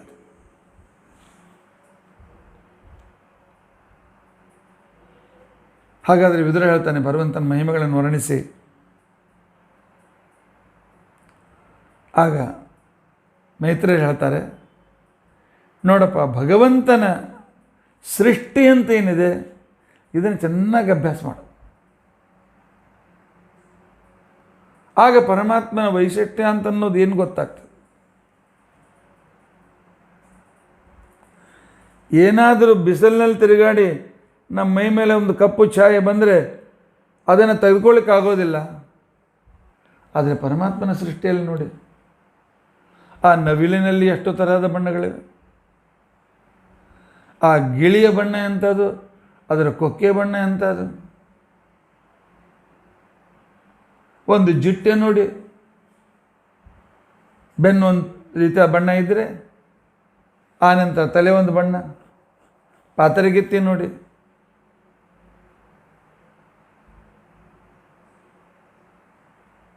ಸೂರ್ಯ ಕಿರಣ ಇರುವಾಗಲೇ ಮಳೆ ಬಿದ್ದಾಗ ಆಕಾಶದಲ್ಲಿ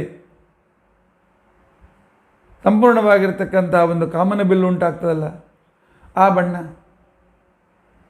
ಅದನ್ನು ಸೃಷ್ಟಿ ಮಾಡಿರ್ತಕ್ಕಂಥವ್ರು ಯಾರು? ಈ ರೀತಿಯಾಗಿ ಜಿಜ್ಞಾಸೆ ಬೆಳೀತಾ ಬೆಳೀತಾ ಇಂಥ ಈ ಗಿಡವನ್ನು ಸೃಷ್ಟಿ ಮಾಡಿದವರು ಯಾರು? ಇದರ ಎಲೆ ಬಿದ್ದ ಮೇಲೂ ಮತ್ತೆ ಪುನಃ ಹೊಸ ಎಲೆ ಬರ್ತಕ್ಕಂಥವ್ರು ಯಾರು? ಹೀಗೆ ವಿಚಾರ ಮಾಡ್ತಾ ಮಾಡ್ತಾ ಮಾಡ್ತಾ ಹೋದರೆ ಆ ಕಾಲದಲ್ಲಿ ಪರಮಾತ್ಮನ ಉಪಕಾರ ನಮ್ಮ ಮೇಲೆ ಎಷ್ಟಿದೆ ಅಂತ ಗೊತ್ತಾಗ್ತದೆ. ಎಲ್ಲಿವರೆಗೂ ಶ್ರಮ ಗೊತ್ತಾಗೋದಿಲ್ಲ ಅಲ್ಲಿವರೆಗೂ ಪರಮಾತ್ಮನು ನಮ್ಗೆ ಮಾಡತಕ್ಕಂಥ ಉಪಕಾರದ ಬೆಲೆ ನಮಗಿರೋದಿಲ್ಲ. ಪರಮಾತ್ಮನ ಬೆಲೆ ಗೊತ್ತಾಗ್ತದೆ ಯಾವಾಗ ಎಲ್ಲಿ ಹೋದರೂ ಒಂದು ಊಟ ಹುಟ್ಟೋದಿಲ್ಲ. ಆಗ ಪರಮಾತ್ಮ ನಮಗೆ ಊಟ ಕೊಟ್ಟಿದ್ನಲ್ಲ ಹಿಂದಕ್ಕೆ, ಹಾಗಾದರೆ ಅದು ಎಷ್ಟು ಮಹತ್ವಪೂರ್ಣ ಅಂತ ಗೊತ್ತಾಗ್ತದೆ. ಎಲ್ಲ ಟೈಮಿಗೆ ಊಟ ಸಿಗ್ತಾ ಇದ್ದರೂ ಕೂಡ ಅಂತಿಕೊಂಡು ಅಲ್ಲಿ ಪರಮಾತ್ಮನ ಧ್ಯಾನ ಮಾಡಲಿಕ್ಕೆ ನಾವು ಮಾಡೋದಿಲ್ಲ. ಮೊದಲು ಅದರ ಬೆಲೆ ಗೊತ್ತಾಗಬೇಕಾಗ್ತದೆ. ಒಬ್ಬ ವ್ಯಾಪಾರಿ ಇದ್ದ, ಒಬ್ಬತ್ತನೇ ಮಗ, ಅಚ್ಛದಿಂದ ಬೆಳೆದ, ಮುದ್ದಿನಿಂದ ಬೆಳೆದ. ಏನು ಬೇಕಾದರೂ ಅವನ ಕಡೆ ರೊಕ್ಕ ತಗೋಬೇಕು, ಅಪ್ಪನ ಕಡೆ ರೊಕ್ಕ ತಗೋಬೇಕು, ಅಕ್ಕಂದ್ರ ಕಡೆ ರೊಕ್ಕ ತಗೋಬೇಕು, ಮಜಾ ಮಾಡಬೇಕು.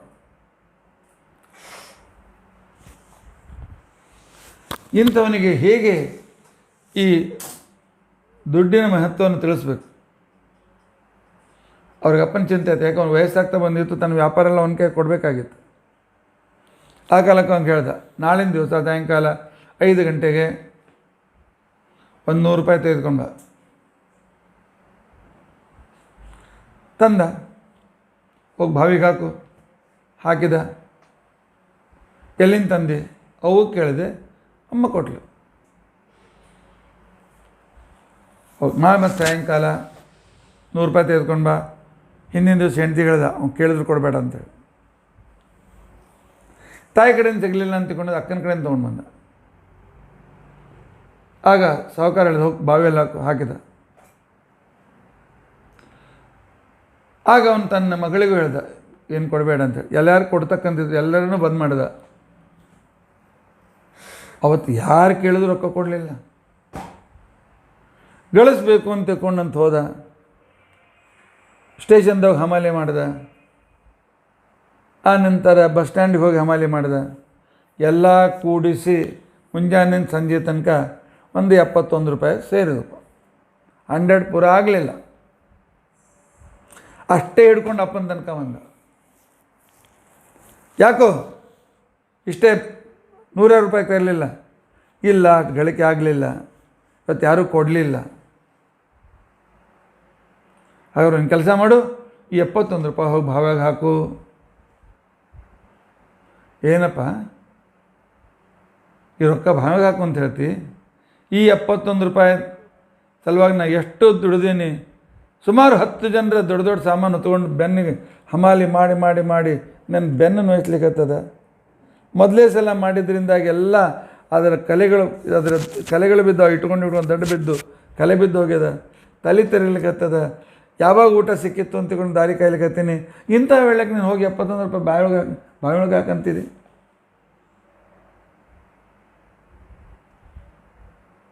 ಆಗ ಅವರಪ್ಪ ಹೇಳ್ದ, ಹಾಗಾದರೆ ಇನ್ಮೇಲೆ ನಿನಗೆ ಇಲ್ಲಿಯ ನನ್ನ ಜಾಗಕ್ಕೆ ನಿನಗೆ ನಾನು ವಾರಸ್ದಾರ ಮಾಡ್ತೀನಿ ಅಂತ ತಿಳ್ಕೊಂಡಂತೇಳಿ. ವಸ್ತುವಿನ ಬೆಲೆ ಗೊತ್ತಾಗ್ತದೆ, ಅದು ನಮ್ಗೆ ಸಿಗದೇ ಇದ್ದಾಗ. ಯಾವಾಗ ಅದ್ರ ಸಲುವಾಗಿ ಕಷ್ಟಪಟ್ಟು ಓಡಾಡೋಕ್ಕಾಗ್ತಲ್ಲ, ಅವಾಗ ಅದ್ರ ಬೆಲೆ ಗೊತ್ತಾಗ್ತದೆ. ಅದಕ್ಕೋಸ್ಕರ ಪರಮಾತ್ಮ ತಾನು, ನೀ ಕೇಳಿದೆಯಲ್ಲ, ಪರಮಾತ್ಮ ಸಂಸಾರಕ್ಕೆ ಕರ್ಕೊಂಡು ಬರ್ತಾನೆ, ಸಂಸಾರದೊಳಗೆ ಸಿಲುಕಿಸ್ತಾನೆ. ಯಾಕೆ ಮಾಡ್ತಾನೆ? ಇದ್ರ ಸಲುವಾಗಿ ಮಾಡ್ತಾನೆ. ಸಂಸಾರದೊಳಗೆ ಸಿಲುಕಿಸಿ ಬಡತನ ತಂದುಕೊಟ್ಟು ಆವಾಗ ಆಹಾರಕ್ಕೆ ಸಿಗಲಾರ್ದು ಹಂಗೆ ಮಾಡಿ, ಆ ವೇಳೆಗೆ ಈ ಆಹಾರದ ಮಹತ್ವ ಎಷ್ಟದ ಅಂತ ತಿಳ್ಕೊಂಡು ಅಂಥೇಳಿ ಆ ಕಾಲಕ್ಕೆ ಗೊತ್ತು ಮಾಡಿ ಆ ಪರಮಾತ್ಮ ಒಂದು ಅಗಳು ಕೊಟ್ಟರು, ಪರಮಾತ್ಮ ಉಪಕಾರ ಮಾಡ್ದ ಅಂತ ತಿಳ್ಕೊಂಡು ಅಂಥೇಳಿ ಆ ರೀತಿಯಾಗಿರ್ತಕ್ಕಂಥ ಒಂದು ಪ್ರವೃತ್ತಿಯನ್ನು ಹುಟ್ಟಿಸುವುದಕ್ಕೋಸ್ಕರ ಈ ರೀತಿಯಾಗಿರ್ತಕ್ಕಂಥ ಕಾರ್ಯವನ್ನು ಮಾಡಿದ್ದ. ಅದಕ್ಕೋಸ್ಕರ ವಿದುರ, ನಿನಗೆ ನಾನು ಭಗವಂತ ಮಾಡಿದ ಈ ಸೃಷ್ಟಿಯನ್ನು ವರ್ಣನೆ ಮಾಡ್ತೇನೆ ಅಂತ ತಿಳ್ಕೊಂಡಂತೇಳಿ ಆರಂಭದಿಂದ ಶುದ್ಧ ಸೃಷ್ಟಿಯಿಂದ ವರ್ಣನೆ ಮಾಡಲಿಕ್ಕೆ ಪ್ರಾರಂಭ ಮಾಡಿದ್ದಾರೆ ಮೈತ್ರೇಯರು.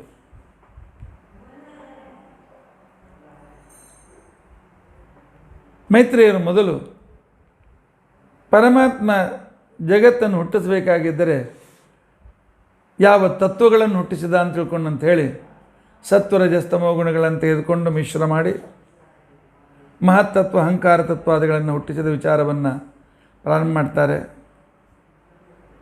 ಅದನ್ನು ವಿಸ್ತಾರವಾಗಿ ಹೇಳ್ತಾರೆ.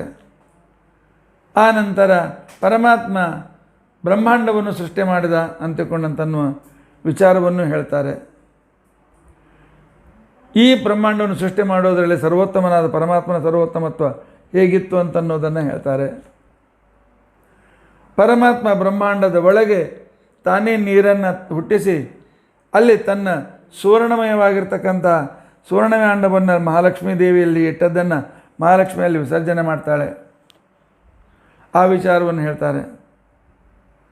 ಆ ನಂತರ ಅಲ್ಲಿಂದ ವೈರಾಜವನ್ನು ತಾನು ಪರಮಾತ್ಮನ ಜೊತೆಯಲ್ಲಿ ಸೇರಿಕೊಂಡು ವಿರಾಟ್ ನಾಮಕನಾಗಿರ್ತಕ್ಕಂಥ ಬ್ರಹ್ಮ ಏನೇನು ಸೃಷ್ಟಿ ಮಾಡಿದ್ದ ಆ ಸೃಷ್ಟಿಯನ್ನು ಹೇಳ್ತಾರೆ.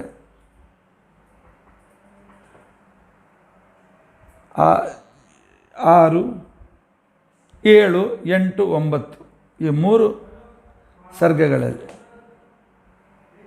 ಆದರೆ ಅದೆಲ್ಲ ವಿಚಾರ ನಾನು ಮೊದಲೇ ತೆಗೆದುಕೊಂಡು ವಿಸ್ತಾರವಾಗಿ ಹೇಳಿದ್ದೇನೆ. ಆದ್ದರಿಂದ ಆ ಭಾಗ ನಾನು ಹೇಳೋದಿಲ್ಲ. ಅದಕ್ಕೋಸ್ಕರ ನೀವು ಹಿಂದಿನ ಸಂದರ್ಭವನ್ನು ಅದನ್ನು ನೋಡಿಕೊಂಡು ಆ ಹಿಂದಿನ ಥರದಲ್ಲಿರ್ತಕ್ಕಂಥ ಸೃಷ್ಟಿಯ ಆ ವೈಚಿತ್ರ್ಯವನ್ನು ಅಲ್ಲಿ ನೋಡೋದಕ್ಕೋಸ್ಕರ ನೀವು ಪ್ರಯತ್ನ ಮಾಡಿ. ಅಷ್ಟೆಲ್ಲ ಹೇಳಿದ ಮೇಲೆ ನಾವು ಎಲ್ಲಿವರೆಗೂ ಕೇಳಿದ್ದೇವೆ ನೆನಪಿದೆಯಾ? ಪರಮಾತ್ಮ ತನ್ನ ನಾಭಿಯಿಂದ ಕಮಲವನ್ನು ಹುಟ್ಟಿಸಿ ಅದರ ಮೇಲೆ ಬ್ರಹ್ಮದೇವರನ್ನು ಹುಟ್ಟಿಸಿದಾಗ ಬ್ರಹ್ಮದೇವರು ಪರಮಾತ್ಮನ ಶ್ವೇತದ್ವೀಪವನ್ನು ಕಂಡು ಆ ಭಗವಂತನನ್ನು ಸ್ತೋತ್ರ ಮಾಡಿ ನನಗೆ ಸೃಷ್ಟಿ ಮಾಡ್ತಕ್ಕಂಥ ಸೃಷ್ಟಿ ಮಾಡುವ ಒಂದು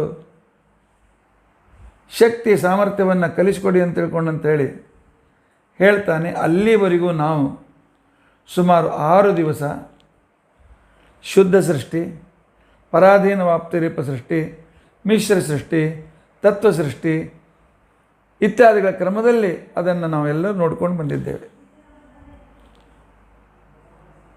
ಈಗ 10ನೇ ಅಧ್ಯಾಯದಲ್ಲಿ ಬ್ರಹ್ಮದೇವರಿಗೆ ಶ್ವೇತದ್ವೀಪದಲ್ಲಿದ್ದ ಪದ್ಮನಾಭ ತನ್ನ ರೂಪವನ್ನು ತೋರಿಸಿಕೊಡ್ತಾನೆ ಅಂತ ಹೇಳಿ 10ನೇ ಅಧ್ಯಾಯವನ್ನು ಪ್ರಾರಂಭ ಮಾಡ್ತಾರೆ. ಆದರೆ ಈ ಅಧ್ಯಾಯದಲ್ಲಿ ಅಲ್ಲಿ ಪರಮಾತ್ಮ ಸ್ತೋತ್ರ ಮಾಡಿದ್ದನ್ನು, ಬ್ರಹ್ಮದೇವರು ಸ್ತೋತ್ರ ಮಾಡಿದ್ದನ್ನು ಸ್ವಲ್ಪ ಸಂಕ್ಷಿಪ್ತವಾಗಿ ಹೇಳಿದ್ದೇವೆ. ಇಲ್ಲಿ ಆ ಬ್ರಹ್ಮದೇವರು ಮಾಡಿದ ಸ್ತೋತ್ರ ಬಹಳ ಅಪರೂಪದ ಸ್ತೋತ್ರ. ಆ ಸ್ತೋತ್ರದಲ್ಲಿ ಪ್ರಮೇಯ ತುಂಬಿ ತುಂಬಿ ತುಳುಕ್ತಾ ಇದೆ.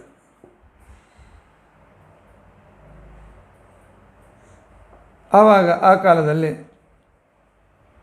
ಯಾವಾಗ ಪದ್ಮನಾಭ ಪರಮಾತ್ಮ ಶ್ವೇತದ್ವೀಪದ ತನ್ನ ರೂಪವನ್ನು ಬ್ರಹ್ಮದೇವರಿಗೆ, ತನ್ನ ನಾಭಿಯ ಕಮಲದಲ್ಲಿ ಹುಟ್ಟಿದ ಬ್ರಹ್ಮದೇವರಿಗೆ ತೋರಿಸಿದನು, ಆ ಕಾಲದಲ್ಲಿ ಬ್ರಹ್ಮದೇವರು ಬಹಳ ಬಹಳ ಸಂತುಷ್ಟರಾಗಿದ್ದಾರೆ. ಪರಮಾತ್ಮ ಅತ್ಯಂತ ಸ್ವತಂತ್ರನಾಗಿರ್ತಕ್ಕಂಥ ವ್ಯಕ್ತಿ, ಸರ್ವೋತ್ತಮನಾದ ವ್ಯಕ್ತಿ. ಇವತ್ತು ನನಗೆ ದರ್ಶನ ಕೊಟ್ಟಿದೆಯಲ್ಲ,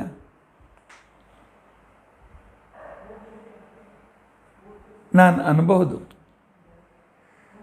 200 ಜನ್ಮ ರುಜುವಾಗಿದ್ದುಕೊಂಡು ಶ್ರವಣ ಮಾಡಿದ್ದೇನೆ, ಮನನ ಮಾಡಿದ್ದೇನೆ, ಧ್ಯಾನ ಮಾಡಿದ್ದೇನೆ, ಆನಂತರ ಭಕ್ತಿ ಮಾಡಿದ್ದೇನೆ, ಯಜ್ಞ ಮಾಡಿದ್ದೇನೆ, ಯಾಗ ಮಾಡಿದ್ದೇನೆ, ಅನೇಕ ರೀತಿಯಾಗಿ ಮಾಡಿದ್ದೇನೆ. ಆ ಎಲ್ಲ ಪ್ರಯತ್ನದಿಂದ ಇವತ್ತು ನಿನ್ನ ದರ್ಶನ ಆಯಿತು ಅಂತ ತಿಳ್ಕೊಂಡು ಅಂತೇಳಿ ನಾನು ಅನ್ಬೋದು. ಇಲ್ಲ, ಇದು ಯಾವುದೂ ಭಗವಂತನ ದರ್ಶನಕ್ಕೆ ಕಾರಣದ. ನಮ್ಮ ಶ್ರವಣ ಮನನ ನಿಧ್ಯಾಸನ, ಧ್ಯಾನ, ಜ್ಞಾನ, ಭಕ್ತಿ ಇವುಗಳ ಹೇಗೆ ಇನ್ನೂ ಹೆಚ್ಚಾಗಿ ಮಾಡಲಿಕ್ಕೆ ನಾವು ಪ್ರಯತ್ನ ಮಾಡ್ತೇವೆ. ನಮ್ಮ ಆ ಪ್ರಯತ್ನವನ್ನು ಕಂಡು ಇಷ್ಟು ಪ್ರಯತ್ನ ಒಂದು ಸಾಕು ಅಂತ ತಿಳ್ಕೊಂಡು ಅಂತೇಳಿ ಯಾವಾಗ ಪರಮಾತ್ಮನ ಮನಸ್ಸಿಗೆ ಬರ್ತದೆ, ಆಗ ಅವನು ಹಾಗಾದರೆ ನನ್ನ ದರ್ಶನ ಇವನಿಗೆ ಕೊಡಬೇಕು ಅಂತ ತಿಳ್ಕೊಂಡಂತೆ ನಿರ್ಧಾರ ಮಾಡಿ ದರ್ಶನ ಕೊಡ್ತಾನಲ್ಲ, ಆಗ ಮಾತ್ರ ಪರಮಾತ್ಮನ ನೋಡಲಿಕ್ಕೆ ಸಾಧ್ಯತೆ ಇದೆ. ಕೇವಲ ಶ್ರವಣದಿಂದ ಪರಮಾತ್ಮನ ನೋಡಲಿಕ್ಕೆ ಆಗೋದಿಲ್ಲ, ಯಜ್ಞ ಯಾಗಾದಿಗಳಿಂದ ಪರಮಾತ್ಮನ ನೋಡಲಿಕ್ಕೆ ಆಗೋದಿಲ್ಲ, ದಾನ ಧರ್ಮಾದಿಗಳಿಂದ ಪರಮಾತ್ಮನನ್ನು ನೋಡಿಕೊಳ್ಳಿಕ್ಕಾಗೋದಿಲ್ಲ. ಪರಮಾತ್ಮನ ಅನುಗ್ರಹ ಇಲ್ಲದೆ ನಾವು ಪರಮಾತ್ಮನ ದರ್ಶನ ನಮಗೆ ಆಗೋದಿಲ್ಲ. ಆದ್ದರಿಂದ ಪರಮಾತ್ಮ, ನಾನು ನನ್ನ ಸಾಧನೆ, ನಾನು ಮಾಡಿರ್ತಕ್ಕಂಥ ಪ್ರಯತ್ನದಿಂದ ನೀನು ಕಂಡಿದ್ದಿ ಅಂತ ತಿಳ್ಕೊಂಡು ಅಂತೇಳಿ ಅನ್ನುವ ಧಾರ್ಷ್ಟ್ಯ ನಾನು ಮಾಡೋದಿಲ್ಲ. ಬ್ರಹ್ಮದೇವರು ತಿಳಿಸ್ಕೊಡ್ತಾ ಇದ್ದಾರೆ. ಮೆಟ್ಟಲು ಏರಿ ಏರಿ ಪ್ರಯತ್ನ ಮಾಡಿ ದೇವರ ಹತ್ರ ಮುಟ್ಲಿಕ್ಕೆ ಬರ್ತದೆ, ಯಾಕೆ ಭಕ್ತಿ ಪಿಕ್ತಿ ಬೇಕು ಅಂತ ಅನ್ಬಾರ್ದು. ಪರಮಾತ್ಮನನ್ನು ನಮ್ಮ ಪ್ರಯತ್ನದಿಂದಲೇ ಪಡೀಲಿಕ್ಕಾಗೋದಿಲ್ಲ. ನಾವು ಮಾಡುವ ಅನಂತರಾಯ ಸಹಸ್ರೇಣಾಪಿ ಅಪ್ರತಿಬದ್ಧ ನಿರಂತರ ಪ್ರೇಮ ಪ್ರವಾಹ, ಎಷ್ಟೇ ಕಷ್ಟ ಬಂದರೂ ಕೂಡ ಪರಮಾತ್ಮನ ಮೇಲೆ ಮಾಡ್ತಕ್ಕಂಥ ನಮ್ಮ ಪ್ರೀತಿ ಯಾವಾಗ ಕಡಿಮೆ ಆಗೋದಿಲ್ಲ, ದಿನ ದಿನಕ್ಕೆ ಬೆಳೀತಾ ಹೋಗ್ತದೆ. ಅವನ ಆ ಪ್ರೀತಿಯಿಂದಾಗಿ ಅವನ ದರ್ಶನಕ್ಕೆ ಯಾವಾಗ ಹಾತೊರಿತೇವೆ, ಯಾವಾಗ ಅವನು ನೆನೆಸ್ಕೊಂಡು ರೋಮಾಂಚಿತವಾಗ್ತೇವೆ, ಯಾವಾಗ ಹಗಲು ರಾತ್ರಿ ಪರಮಾತ್ಮನ ಆ ದರ್ಶನದ ಅಭಿಲಾಷೆಯಿಂದ ಪರಮಾತ್ಮ ರೂಪದ ಕಲ್ಪನೆ ಮಾಡಿಕೊಂಡು ರೋಮಾಂಚನವಾಗಿ ಕಣ್ಣೀರನ್ನು ಸುರಿಸ್ತಾ ಪರಮಾತ್ಮನಿಗೆ ಅರ್ಥನಾಗಿ ಪ್ರಾರ್ಥನೆ ಮಾಡ್ತೇವೆ, ಅಲ್ಲಿವರೆಗೂ ಪರಮಾತ್ಮನ ದರ್ಶನ ಆಗೋದಿಲ್ಲ. ಪರಮಾತ್ಮ ಆಗ ಯಮೈವೇಶ ವೃಣತೆ ತೇನ ಲಭ್ಯ, ಇವನಿಗೆ ದರ್ಶನ ಕೊಡಬೇಕು ಅಂತ ತಿಳ್ಕೊಂಡಂತೇಳಿ ಸ್ವತಂತ್ರನಾದ ಪರಮಾತ್ಮ ನಮಗೆ ದರ್ಶನ ಕೊಡ್ತಾನೆ, ಅಲ್ಲಿಯವರೆಗೂ ನಮಗೆ ದರ್ಶನ ಕೊಡೋದಿಲ್ಲ. ಭಗವಂತ ಒಂದಲ್ಲ ಎರಡಲ್ಲ ಸಾವಿರಾರು ಅನಂತ ರೂಪಗಳು ನಿನಗಿವೆ. ಆದರೆ ಅದ್ರಲ್ಲಿ ವೈಚಿತ್ರ್ಯ ಏನು ಗೊತ್ತೇ? ಪರಮಾತ್ಮ ಎಷ್ಟೇ ಅನಂತ ಅವತಾರಗಳನ್ನು ತೆಗೆದುಕೊಂಡರೂ ಒಂದು ಶ್ರೇಷ್ಠ ಒಂದು ಕನಿಷ್ಠ ಇಲ್ಲ. ತಕ್ಕಡಿಯಲ್ಲಿಟ್ಟರೆ ಎಲ್ಲ ಸಮಾನ. ಈ ರೀತಿಯಾಗಿ ಸ್ವಗತ ಭೇದ ವಿವರಿಚಿತನಾಗಿ ಪರಮಾತ್ಮ ನೀನು ನಮಗೆ ದರ್ಶನವನ್ನು ಕೊಡ್ತಾ ಇರ್ತಿದೆ. ಜ್ಞಾತೋಸಿ ಮೇದ್ಯ ಚಿರಾತ್ಮೋದಯವಾಜಾಂ ನ ಜ್ಞಾಯತೆ ಭಗವತೋ ಗತಿರಿತ್ಯವದ್ಯಂ ನಾಣ್ಯತ್ವದಸ್ತಿ ಭಗವನ್ನಪಿ ತತ್ವಶುದ್ಧಂ ಮಾಯಾ ಗುಣವ್ಯತಿಕರಾತ್ ಉರ್ವಿಭಾಸಿ. ಅನೇಕ ಜನ ನಮ್ಮನ್ನು ಸಾಧನೆ ಮಾಡ್ತಾ ಇರುವಾಗ ದೇವರು ನಿಮಗೇನು ಕಾಣಿಸಂಗಿಲ್ಲ, ದೇವತೆಗಳಿಗಷ್ಟೇ ಕಾಣಿಸ್ತಾನೆ. ದೇಹಧಾರಿಗಳಾಗಿರ್ತಕ್ಕಂಥ ನೀವು ಮನುಷ್ಯರಿಗೆ ಕಾಣಿಸೋದಿಲ್ಲ, ಸಾಮಾನ್ಯ ಜನರಿಗೆ ಕಾಣಿಸೋದಿಲ್ಲ ಅಂತ ಹೇಳಿ ಏನು ಕೆಲವು ಗ್ರಂಥಗಳು ಹೇಳ್ತವೆ, ಅದೆಲ್ಲ ಸುಳ್ಳು ಗ್ರಂಥ. ಪರಮಾತ್ಮ ನಿನ್ನಲ್ಲಿ ಅನನ್ಯವಾಗಿರ್ತಕ್ಕಂಥ ಭಕ್ತಿಯನ್ನು ಮಾಡಿದರೆ ನೀನು ನಮ್ಮ ಮೇಲೆ ಇರತಕ್ಕಂತಹ ಆ ಎಲ್ಲ ಸತ್ವಗುಣ ಸ್ತಮೋರಜಗಳು ಇತ್ಯಾದಿಗಳು ಇನ್ನೂ ಅನೇಕ ರೀತಿಯಾಗಿರ್ತಕ್ಕಂತಹ ಅನೇಕವಾದಂಥ ಆವರಕಗಳನ್ನೆಲ್ಲ ನೀನು ದೂರ ಮಾಡಿ ನಿನ್ನ ದರ್ಶನವನ್ನು ಕೊಡ್ತಿ. ಆದ್ದರಿಂದಾಗಿ ನೀನು ಪರಮಾತ್ಮ ಸರ್ವೋತ್ತಮ. ಸ್ವತೋ ನಾಸ್ತಿ ತದಧೀನಂ ವಿದ್ಯಮಾನಪ್ಯಶುದ್ಧಂ ಯಚ್ಚ ಸ್ವನಾಮನಾನಾತ್ವಂ ತದಪಿ ಸ್ಥಾನಭೇದಾದಿತಿ. ನಿನ್ನನ್ನು ಬಿಟ್ಟರೆ ಜಗತ್ತಿನಲ್ಲಿ ಯಾವುದೂ ಸ್ವತಂತ್ರವಿಲ್ಲ, ಎಲ್ಲವೂ ಅವನ ಅಧೀನವಾಗಿದೆ, ಎಲ್ಲವೂ ದೋಷಪೂರ್ಣವಾಗಿವೆ. ಪರಮಾತ್ಮ ತನ್ನ ನಾನಾತ್ವವನ್ನು ತೋರಿಸುವ ವೈಭವದಿಂದ ಕೃಪೆ ಮಾಡಿದಾಗ ಮಾತ್ರ ಆ ಪರಮಾತ್ಮನ ನಾವು ಕಾಣಲಿಕ್ಕೆ ಆಗ್ತದೆ. ಪದ್ಮನಾಭ, ನಂದೇನೂ ಪ್ರಯತ್ನ ಇಲ್ಲಪ್ಪ, ಇದರಲ್ಲಿ ಏನೂ ಮಾಡಿದ್ದೆ ಹುಚ್ಚನಾಗಿ, ಆದರೆ ನಿನ್ನ ಕರುಣೆ ಆಯ್ತಲ್ಲ, ಅದರಿಂದ ನಿನ್ನ ದರ್ಶನ ಆಗ್ತಾಯಿದೆ ಭಗವಂತ. ಎಂಥ ಕರುಣಾ ಸಮುದ್ರ ನೀನು ಪರಮಾತ್ಮ. ಮತ್ಸ್ಯಾದಿ 100 ರೂಪಗಳನ್ನು ನೀನು ತೆಗೆದುಕೊಳ್ತಿ. ಆ ಮತ್ಸ್ಯಾದಿ 100 ರೂಪಗಳಿಗೆ ಮೂಲ ಯಾವುದು ಗೊತ್ತೇ? ನಿನ್ನ ಈ ಪದ್ಮನಾಭ ರೂಪ. ಪದ್ಮನಾಭನೇ ಮತ್ಸ್ಯಾದಿ ರೂಪದಿಂದ ಜಗತ್ತಿನಲ್ಲಿ ಅಭಿವ್ಯಕ್ತನಾಗ್ತಾನೆ. ಆದರೂ ಕೂಡ ಪರಮಾತ್ಮನಲ್ಲಿ ಸ್ವಗತ ಭೇದ ಸರ್ವತಾ ಇಲ್ಲ. ಎಲ್ಲ ರೂಪಗಳು ಜ್ಞಾನಾನಂದಾತ್ಮಕವಾಗಿವೆ, ಎಲ್ಲ ರೂಪಗಳು ಅಭಿಕಾರಿಯಾಗಿವೆ, ಎಲ್ಲ ರೂಪಗಳು ಸ್ವಪ್ರಕಾಶವಾಗಿವೆ, ಎಲ್ಲ ರೂಪಗಳಿಗೂ ಸೃಷ್ಟಿಯಾದಷ್ಟ ಕರ್ತೃತ್ವ ಇದೆ, ಎಲ್ಲ ರೂಪಗಳು ಜ್ಞಾನಾನಂದಾತ್ಮಕವಾಗಿವೆ. ಪರಮಾತ್ಮ ಸರ್ವೋತ್ತಮನಾಗಿರ್ತಕ್ಕಂಥ ನಿನ್ನ ಈ ರೂಪವನ್ನು ನಾನು ಕಂಡಿದ್ದೇನೆ, ಇದು ವ್ಯರ್ಥ ಹೋಗೋದಿಲ್ಲ, ನಿನ್ನ ಅನುಗ್ರಹ ಆಗ್ತದೆ ಅಂತ ತಿಳ್ಕೊಂಡಂತೇಳಿ ನಾನು ತಿಳಿದುಕೊಂಡಿದ್ದೇನೆ.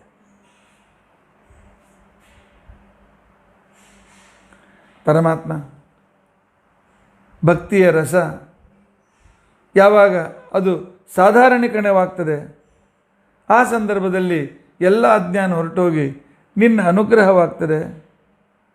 ಅನುಗ್ರಹವಾದ ಮೇಲೆ ನೀನು ನಮಗೆ ಅನೇಕ ರೀತಿಯಾಗಿರ್ತಕ್ಕಂಥ ನಿನ್ನ ಮಹಿಮೆಗಳನ್ನು ತೋರಿಸ್ತೀಯ ಅಂತ ತಿಳ್ಕೊಂಡಂತೇಳಿ ಬ್ರಹ್ಮದೇವರು ಸ್ತೋತ್ರ ಮಾಡ್ತಾ ಇದ್ದಾರೆ. ರೂಪಂ ಯದೇತತ್ ಅಬಧೌ ರಸೋದಯ ನ ಶಶ್ವನ್ ನಿವೃತ್ತ ತಮಸ ಸದನುಗ್ರಹಾಯ ಆದೌ ಗೃಹೀತಮವತಾರ ಸತೈಕ ಬೀಜಂ ಯನ್ನಾಭಿ ಪದ್ಮಭವನಾತ್ ಅಹಮಾವಿರಾಸಂ. ಪರಮಾತ್ಮ ಪದ್ಮನಾಭ, ನಿನ್ನ ಯಾವ ನಾಭಿ ಕಮಲದಿಂದ ನಾನು ಹುಟ್ಟಿ ಬಂದಿದ್ದೇನಲ್ಲ, ಆ ಹುಟ್ಟಿ ಬಂದಿರತಕ್ಕಂಥ ನನ್ನ ಇದೆಲ್ಲ ಅಂತಿಕೊಂಡಂತೇನಿದೆ, ಇದೆಲ್ಲದಕ್ಕೂ ಕೂಡ ಕಾರಣ ನೀನೇ. ನಿನ್ನ ಅನುಗ್ರಹವಿಲ್ಲದೆ ನಾವು ಏನೂ ಮಾಡಲಾರು. ನೀನು ಅತ್ಯಂತ ಶ್ರೇಷ್ಠನಾದಂಥ ವ್ಯಕ್ತಿ, ನಿನ್ನ ಸ್ವರೂಪ ಆನಂದಪೂರ್ಣವಾಗಿದೆ. ಅಷ್ಟೇ ಅಲ್ಲ, ಅತೀ ಶ್ರೇಷ್ಠವಾಗಿರ್ತಕ್ಕಂಥ ಪ್ರಕಾಶದಿಂದ ಯುಕ್ತವಾಗಿದೆ.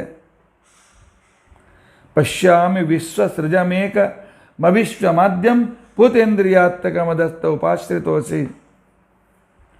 ಪರಮಾತ್ಮ, ನಿನಗೆ ಯಾರೂ ಆಶ್ರಯ ಇರಲ್ಲ, ಆದರೆ ಜಗತ್ತಿಗೆ ನೀನು ಆಶ್ರಯ.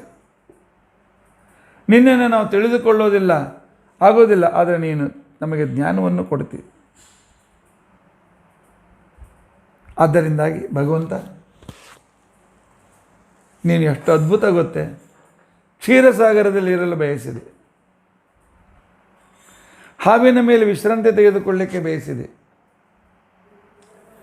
ಇಂಥ ಎಲ್ಲ ಲೀಲೆಗಳು ನಿನ್ನ ಇಚ್ಛೆಯಿಂದ ಬರ್ತಕ್ಕಂಥವುಗಳು. ಆದರೆ ಯಾವಾಗ ನಿನ್ನ ಮಹಾತ್ಮ್ಯ ಜ್ಞಾನದಿಂದ ಪರಿಪಕ್ವವಾಗಿರ್ತಕ್ಕಂಥ ಭಕ್ತಿ ಉಂಟಾಗ್ತದೆ, ಆಗ ಮಾತ್ರ ಪರಮಾತ್ಮ ನೀನು ನಮಗೆ ಕಾಣ್ತಿ. ಅಲ್ಲಿಯವರೆಗೂ ನೀನು ಕಾಣೋದಿಲ್ಲ. ಅದು ಕೂಡ ನೀನು ಇಚ್ಛೆ ಮಾಡಿದರೆ ಕಾಣ್ತದೆ.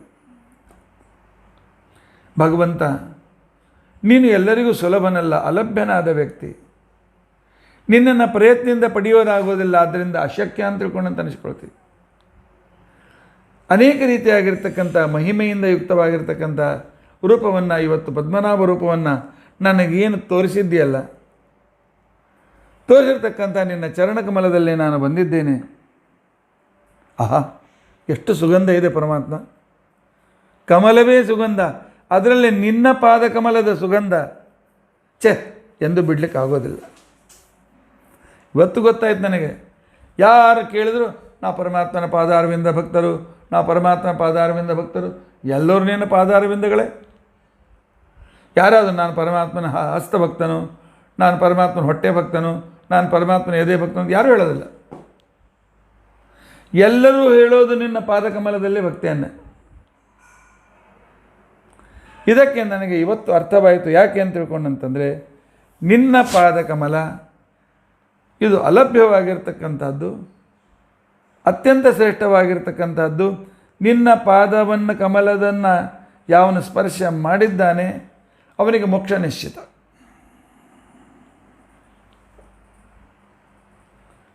ಪರಮಾತ್ಮ ಎಷ್ಟು ಸುಗಂಧ ಇದೆ ನಿನ್ನ ಪಾದದಲ್ಲಿ. ಏತು ತ್ವದೀಯ ಚರಣಾಂಬುಜ ಕೋಶಗಂಧಂ.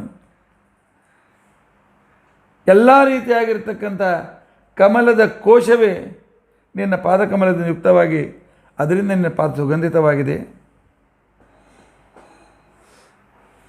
ಆದರೆ ನಿನ್ನ ಈ ಪಾದಗಂಧವನ್ನು, ನಿನ್ನ ಪಾದದಿಂದ ಬರ್ತಕ್ಕಂಥ ಏನು ಗಂಧ ಬರ್ತಾ ಇದೆಯಲ್ಲ, ಇದನ್ನು ನಾವು ನಮ್ಮ ಕಿವಿಯಿಂದ ಯಾವಾಗ ಕೇಳೋಣ? ಆಚಾರ್ಯ ತೂಕಡಿಸ್ಲಿಕ್ಕತ್ತೀರ? ಹೀಗ್ಯಾಕೆ ಮಾತಾಡ್ಲಿಕ್ಕತ್ತೀರಿ? ನಿನ್ನ ಆ ಪಾದ ಕಮಲದ ಸುಗಂಧವನ್ನು ನಾವು ಯಾವಾಗ ಕೇಳೋಣ ಅಂತ ಕೇಳ್ತಾ ಇದ್ದಿರಲಿಲ್ಲ. ಏನು ಸುಗಂಧ ಕೇಳಲಿಕ್ಕಿರ್ತದೆ? ಇಷ್ಟು ಸಾಮಾನ್ಯ ವ್ಯವಹಾರ ಗೊತ್ತಿಲ್ಲೇನು? ನನಗೆ ಗೊತ್ತದ. ಆದರೆ ಇಲ್ಲಿ ವಿದುರ ಅದೇ ರೀತಿಯಾಗಿ ಬ್ರಹ್ಮದೇವರು ಸ್ತೋತ್ರ ಮಾಡ್ತಾ ಇದ್ದಾರೆ. ಏತು ತ್ವದೀಯ ಚರಣಾಂಬುಜ ಕೋಶಗಂಧಂ ಕರ್ಣ ವಿವರೈಹಿ ಶ್ರುತಿವಾತನೀಯಂ.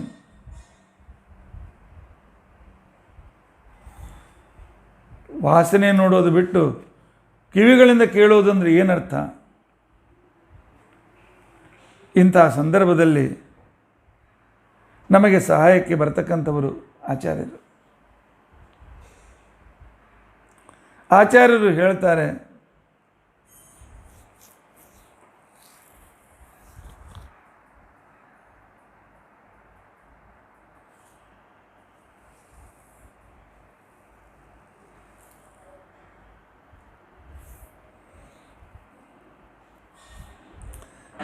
ಜ್ಞಾನಿಗಳಾದ ಗುರುಗಳ ಮುಖಾಂತರ ಭಗವಂತನ ಅನೇಕ ಮಹಿಮೆಗಳನ್ನು ಕೇಳಿ, ಅವರು ಹೇಳಿದ ಬಿಂಬಮೂರ್ತಿಯ ವರ್ಣನೆಯಿಂದಾಗಿ ಆ ಬಿಂಬಮೂರ್ತಿಯನ್ನು ಹೃದಯ ಕಮಲದಲ್ಲಿ ಸದಾಕಾಲದಲ್ಲಿ ಇಟ್ಕೊಂಡಿರ್ತಕ್ಕಂಥ ಸಂದರ್ಭದಲ್ಲಿ ಆಗ ಪರಮಾತ್ಮನ ರೂಪ ನಮಗೆ ಕಂಡು ಬರುತ್ತದೆ. ಆಗ ಪರಮಾತ್ಮನ ಆ ಮಾತುಗಳು ಕೇಳಿ ಬರ್ತವೆ. ಪರಮಾತ್ಮನ ದರ್ಶನವೇ ಅವನು ಪಾದಕಮಲದ ಗಂಧ ಅಂತ ಅನಿಸ್ಕೊಳ್ತದೆ. ಪಾದಕಮಲದ ಗಂಧ ಅಂತಂದರೆ ಗುರುಗಳಿಂದ ಕೇಳಿದ ಶ್ರವಣ, ಪರಮಾತ್ಮನ ಮಹಿಮೆಗಳ ಶ್ರವಣದಿಂದ ಬಂದಿರತಕ್ಕಂಥ ಆ ಪರಮಾತ್ಮನ ವ್ಯಕ್ತವಾದ ರೂಪ ಅಂತೇನಿದೆ, ಅದು ಪರಮಾತ್ಮನ ಗಂಧ ಅಂತ ಅನಿಸ್ಕೊಳ್ತದೆ. ಹೃದಯ ವ್ಯಕ್ತಂತು ಯದ್ರೂಪಂ ಹರೇ ಗಂಧಾಸ ಉಚ್ಯತೆ. ಗಂಧ ಅಂತ ತಿಳ್ಕೊಂಡಂತಂದರೆ ಸುವಾಸನೆ, ಮಕರಂದ, ಸುಗಂಧ ಅಂತ ತಿಳಿದುಕೊಳ್ಬೇಡಿ. ನಮ್ಮ ಹೃದಯದಲ್ಲಿ, ಹೃದಯ ಕಮಲದಲ್ಲಿ ಅಭಿವ್ಯಕ್ತವಾಗುವ ಆ ಭಗವಂತನ ಬಿಂಬರೂಪಿಯಾಗಿರ್ತಕ್ಕಂಥ ಅಗ್ರೇಶನ ರೂಪ ಅಂತ ತಿಳ್ಕೊಂಡಂತೇನಿದೆ, ಪ್ರಾದೇಶನ ರೂಪ ಅಂತ ತಿಳ್ಕೊಂಡಂತೇನಿದೆ, ಇದಕ್ಕೆ ಹರಿಗಂಧ ಹರಿಗಂಧ ಅಂತ ತಿಳ್ಕೊಂಡಂತೇಳಿ ಕರೀತಾರೆ. ಆದ್ದರಿಂದಲೇ ಉತ್ತಮಾನಾಂತು ಪಾದೇನ ಸರ್ವರೂಪಂತು ಮಣ್ಯತೆ.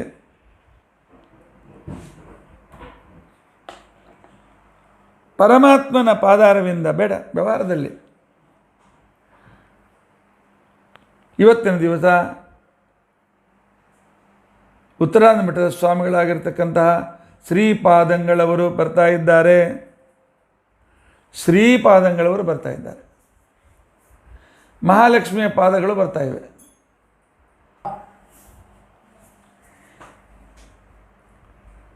ಆದ್ದರಿಂದಾಗಿ ಭಗವಂತನ ಬಿಂಬರೂಪದ ದರ್ಶನ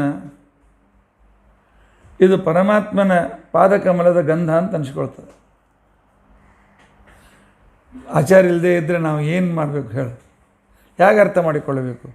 ಹೃದಯ ವ್ಯಕ್ತಂತು ಯದ್ರೂಪಂ ಹರೇರ್ಗಂಧ ಸ ಉಚ್ಯತೆ. ಅದಕ್ಕೋಸ್ಕರ ನಾವು ಯಾರ್ಯಾರು ಸ್ವಾಮಿಗಳು ಬರ್ತಾ ಇದ್ದರೆ ಅವರು ಸತ್ಯಾತ್ಮ ತೀರ್ಥ ಶ್ರೀಮತ್ ಚರಣರು ಅಂತಕೊಂಡು ಹೇಳಿ ಕರೀತಾರೆ. ಶ್ರೀಮತ್ ಚರಣರು ಸತ್ಯಾತ್ಮತೆ ಹೆಸರಿನ ಶ್ರೀಮಂತರಾದಂಥ ಕಾಲುಗಳು ಬರ್ತಾ ಇದ್ದಾರೆ. ವ್ಯಾಸರಾಜ ಶ್ರೀಪಾದಂಗಳವರು ಇದ್ದರು. ವ್ಯಾಸರಾಜು ಅಂತಕ್ಕಂಥ ಪರಮಾತ್ಮನ ಕಾಲುಗಳು ಇದ್ದವು ಅಲ್ಲ. ಉತ್ತಮರ ಶ್ರೇಷ್ಠತೆ ಅಂತ ತಿಳ್ಕೊಂಡಂತೇನಿದೆ, ಅವರ ಪಾದಗಳು ಅಂತಂದಾಕ್ಷಣಕ್ಕೇನೆ ಅವರ ಸಂಪೂರ್ಣ ಶ್ರೇಷ್ಠತೆಯನ್ನು ವರ್ಣನೆ ಮಾಡಿದಂತೆ ಆಗ್ತದೆ. ಅದಕ್ಕೋಸ್ಕರ ನಮ್ಮಲ್ಲಿ ಒಂದು ಸಂಸ್ಕೃತದಲ್ಲಿ ಪ್ರಾವರ್ಬ್ ಇದೆ, ಉತ್ತಮಾನಾಂತ ವೈಶಿಷ್ಟ್ಯಂ ಪಾದಶಬ್ದೇನ ಬಣ್ಯತೆ. ಉತ್ತಮರ ವೈಶಿಷ್ಟ್ಯವನ್ನು ಪಾದ ಶಬ್ದದಿಂದ ನಾವು ಯಾವಾಗಲೂ ಹೇಳ್ತಾ ಇರ್ತೇವೆ. ಆದ್ದರಿಂದಾಗಿ ಪರಮಾತ್ಮನ ಪಾದದ ಗಂಧವನ್ನು ಕೇಳೋದು ಅಂತಂದರೆ ಏನರ್ಥ? ಪರಮಾತ್ಮನ ಪಾದಕಮಲದ ಮಹಿಮೆಯನ್ನು ಕೇಳೋದು ಅಂತ. ಭಗವಂತನ ಪಾದಕಮಲದ ಮಹಿಮೆಯನ್ನು ಪುನಃ ಪುನಃ ಪುನಃ ಪುನಃ ನಮ್ಮ ಸ್ವರೂಪೋದ್ಧಾರಕ ಗುರುಗಳು ಯಾವಾಗ ಹೇಳಿ ನಮ್ಮ ಬಿಂಬರೂಪವನ್ನು ತೋರಿಸಿಕೊಡ್ತಾರೆ, ಆ ಕಾಲದಲ್ಲಿ ನಾವು ಅದ್ಭುತವಾದ ರೀತಿಯಲ್ಲಿ ಅಪರೋಕ್ಷ ಜ್ಞಾನಿಗಳಾಗ್ತೇವೆ. ಹೃದಯ ಮಂದಿರದಲ್ಲಿ ಕಾಣ್ತಕ್ಕಂಥ ಆ ಬಿಂಬರೂಪ, ಆ ಪ್ರದೇಶ, ಅಲ್ಲಿ ಇರತಕ್ಕಂಥ ಅಗ್ರೇಶ, ಕೆಳಗಿರ್ತಕ್ಕಂಥ ಮೂಲೇಶ ಬೇರೆ ಬೇರೆ ಇಲ್ಲ. ಅವರೆಲ್ಲರಲ್ಲಿಯೂ ಕೂಡ ಸರ್ವಥಾ ಭೇದ ಇಲ್ಲ.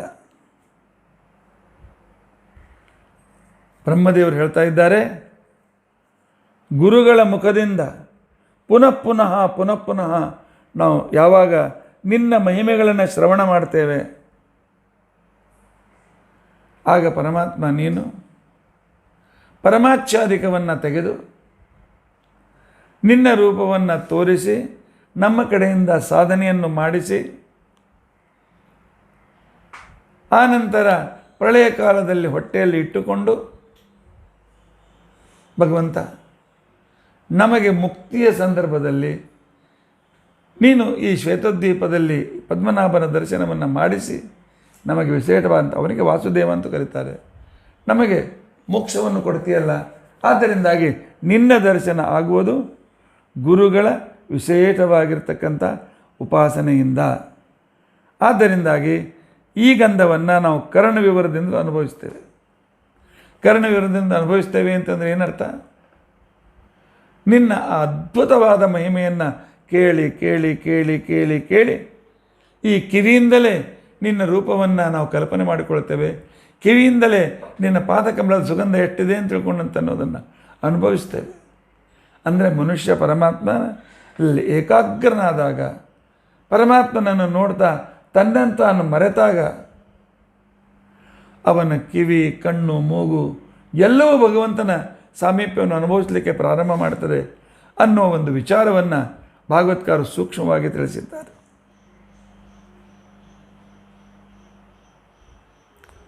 ಪರಮಾತ್ಮ ಇಂಥ ಅದ್ಭುತ ವ್ಯಕ್ತಿತ್ವನಾಗಿರ್ತಕ್ಕಂಥ ವ್ಯಕ್ತಿ ಸುಲಭವಾಗಿ ನಿನ್ನ ಕಣ್ಣಿಗೆ ಬೀಳೋದಿಲ್ಲ. ನಮ್ಮನ್ನು ಪ್ರಕೃತಿಯಲ್ಲಿ ಕಟ್ಟಿ ಹಾಕಿ ಆ ಕಟ್ಟನ್ನು ಒಳ್ಳೆ ಕಗ್ಗಂಟಾಕಿ ಬಿಡಿಸ್ಕೊಳ್ಳಬೇಕು ಅಂತ ತಿಳ್ಕೊಂಡು ಬಿಡಿಸ್ಬೇಕು ಅಂತ ತಿಳ್ಕೊಂಡಂಥ ಪ್ರಯತ್ನ ಮಾಡಿದರೂ ಬಿಡಿಸ್ಕೊಳ್ಳಲಿಕ್ಕಾಗದೆ ಆಗ ಪರಮಾತ್ಮನಿಗೆ ಶರಣು ಹೋದಾಗ ಈ ಗಂಟು ಹಾಕಿದಳು ನನ್ನ ಹೆಂಡತಿ ಮಹಾಲಕ್ಷ್ಮೀ ದೇವಿ. ಯಾಕೆ ಪ್ರಕೃತಿ ನಾಮಕಳಾಗಿರ್ತಕ್ಕಂಥ ಮಹಾಲಕ್ಷ್ಮಿಯೇ ಪರಮಾತ್ಮನ ಬಂಧಕ ಶಕ್ತಿ. ಆದ್ದರಿಂದಾಗಿ ಮಹಾಲಕ್ಷ್ಮಿ ಶರಣು ಹೋಗ್ರಿ, ಮಹಾಲಕ್ಷ್ಮಿ ಶರಣು ಹೋಗ್ರಿ ಅಂತ ತಿಳ್ಕೊಂಡಂತಂದರೆ ವೇದಕ್ಕೆ ಅಭಿಮಾನಿನಿ ಮಹಾಲಕ್ಷ್ಮಿ. ಆ ಮಹಾಲಕ್ಷ್ಮಿ ಆಗಿರ್ತಕ್ಕಂಥ ವೇದೋಕ್ತವಾದ ರೀತಿಯಿಂದ ಆ ಮಹಾಲಕ್ಷ್ಮಿಯ ಅನಂತ ಮಹಿಮೆಗಳನ್ನು ಪುನಃ ಪುನಃ ಶ್ರವಣ ಮಾಡಿ ಮಾಡಿ ಮಾಡಿ ಶ್ರವಣ ಮನನ ನಿಧಿಧ್ಯಾಸನ ಇತ್ಯಾದಿಗಳನ್ನು ನಾವು ಮಾಡ್ತಾ ಇದ್ದರೆ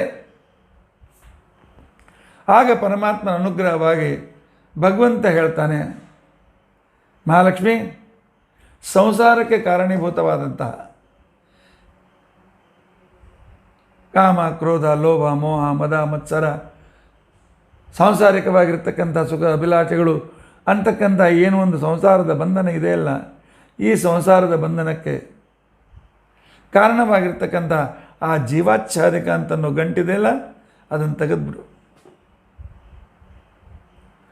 ಯಾವಾಗ ಜೀವಾಚ್ಛಾದಿಕ ಅಂತನೋ ಗಂಟು ಹೊರಟೋಗ್ತದೆ ಆಗ ನಿನ್ನಲ್ಲಿ ಅನನ್ಯ ಭಕ್ತಿ ನಮಗೆ ಉಂಟಾಗ್ತದೆ. ನಮ್ಮ ಪ್ರತಿಯೊಂದು ಅವಯವಗಳು ನಿನ್ನ ಅನುಭವವನ್ನು ತೆಗೆದುಕೊಳ್ಳಿಕ್ಕೆ ಪ್ರಾರಂಭ ಮಾಡ್ತವೆ. ಆ ಅನುಭವದಿಂದ ಮಾಡ್ತಾ ಇರತಕ್ಕಂಥ ಸಂದರ್ಭದಲ್ಲಿ ಪರಮಾತ್ಮ ನೀನು ಕ್ರಮವಾಗಿ ನಮ್ಮ ಪ್ರಕೃತಿ ಬಂಧವನ್ನು ಬಿಡಿಸ್ತಾ ಹೋಗ್ತಿ. ಬ್ರಹ್ಮದೇವರು ಸ್ತೋತ್ರ ಮಾಡಿದಾಗ ಮಾಡ್ತಾಯಿದ್ರೆ ವಿದುರ ಕೇಳ್ತಾ ಇದ್ದಾರೆ, ಮೈತ್ರೇಯರೇ ಪರಮಾತ್ಮನ ಈ ಪ್ರಕೃತಿ ಬಂಧ ಅಂದರೆ ಏನು, ಯಾವಾಗ ಈ ಬಂಧ ಆಗ್ತದೆ, ಇದಕ್ಕೆ ಏನು ಹೆಸರು, ಇದಕ್ಕೆ ಲಕ್ಷ್ಮೀ ಸ್ವತಂತ್ರಳೆ, ಪರಮಾತ್ಮ ಲಕ್ಷ್ಮಿಗೆ ಸಹಾಯ ಬೇಕೇಕೆ, ಅಥವಾ ಪರಮಾತ್ಮನೇ ತನ್ನ ಶಕ್ತಿಯಿಂದ ಏಕೆ ನಮಗೆ ಬಂಧಿಸೋದಿಲ್ಲ, ಇದನ್ನು ಬಿಡಿಸಿಕೊಳ್ಳುವ ಉಪಾಯಗಳೇನು, ಸ್ವಲ್ಪ ವಿಸ್ತಾರವಾಗಿ ಹೇಳ್ತೀರಾ? ಮೈತ್ರೇಯರು ಹೇಳಿದ್ರು ವಿಸ್ತಾರವಾಗಿ ಆಗಿ ಹೇಳ್ತೇನೆ ಅಂತೇಳಿ. ಆದರೆ ನಮಗೆ ವಿಸ್ತಾರವಾಗಿ ಕೇಳೋದಕ್ಕೋಸ್ಕರ ಸಮಯ ಮುಗಿದಿದೆ. ಆದ್ದರಿಂದಾಗಿ ಈ ಪ್ರಕೃತಿ ಬಂಧದ ಮುಖಾಂತರ ಪರಮಾತ್ಮ ನಮ್ಮನ್ನು ಹೇಗೆ ಮುಕ್ತನನ್ನಾಗಿ ಮಾಡ್ತಾನೆ ಅನ್ನುವ ವಿಚಾರವನ್ನು ನಾಳಿನ ದಿವಸ ನಾವು ತಿಳಿದುಕೊಳ್ಳೋದಕ್ಕೋಸ್ಕರ ಪ್ರಯತ್ನಿಸೋಣ. ಇತಿ ಅದ್ಯ ಕಥಾ ಪ್ರಸಕ್ತಿ ಶ್ರೀಕೃಷ್ಣಾರ್ಪಣಮಸ್ತು.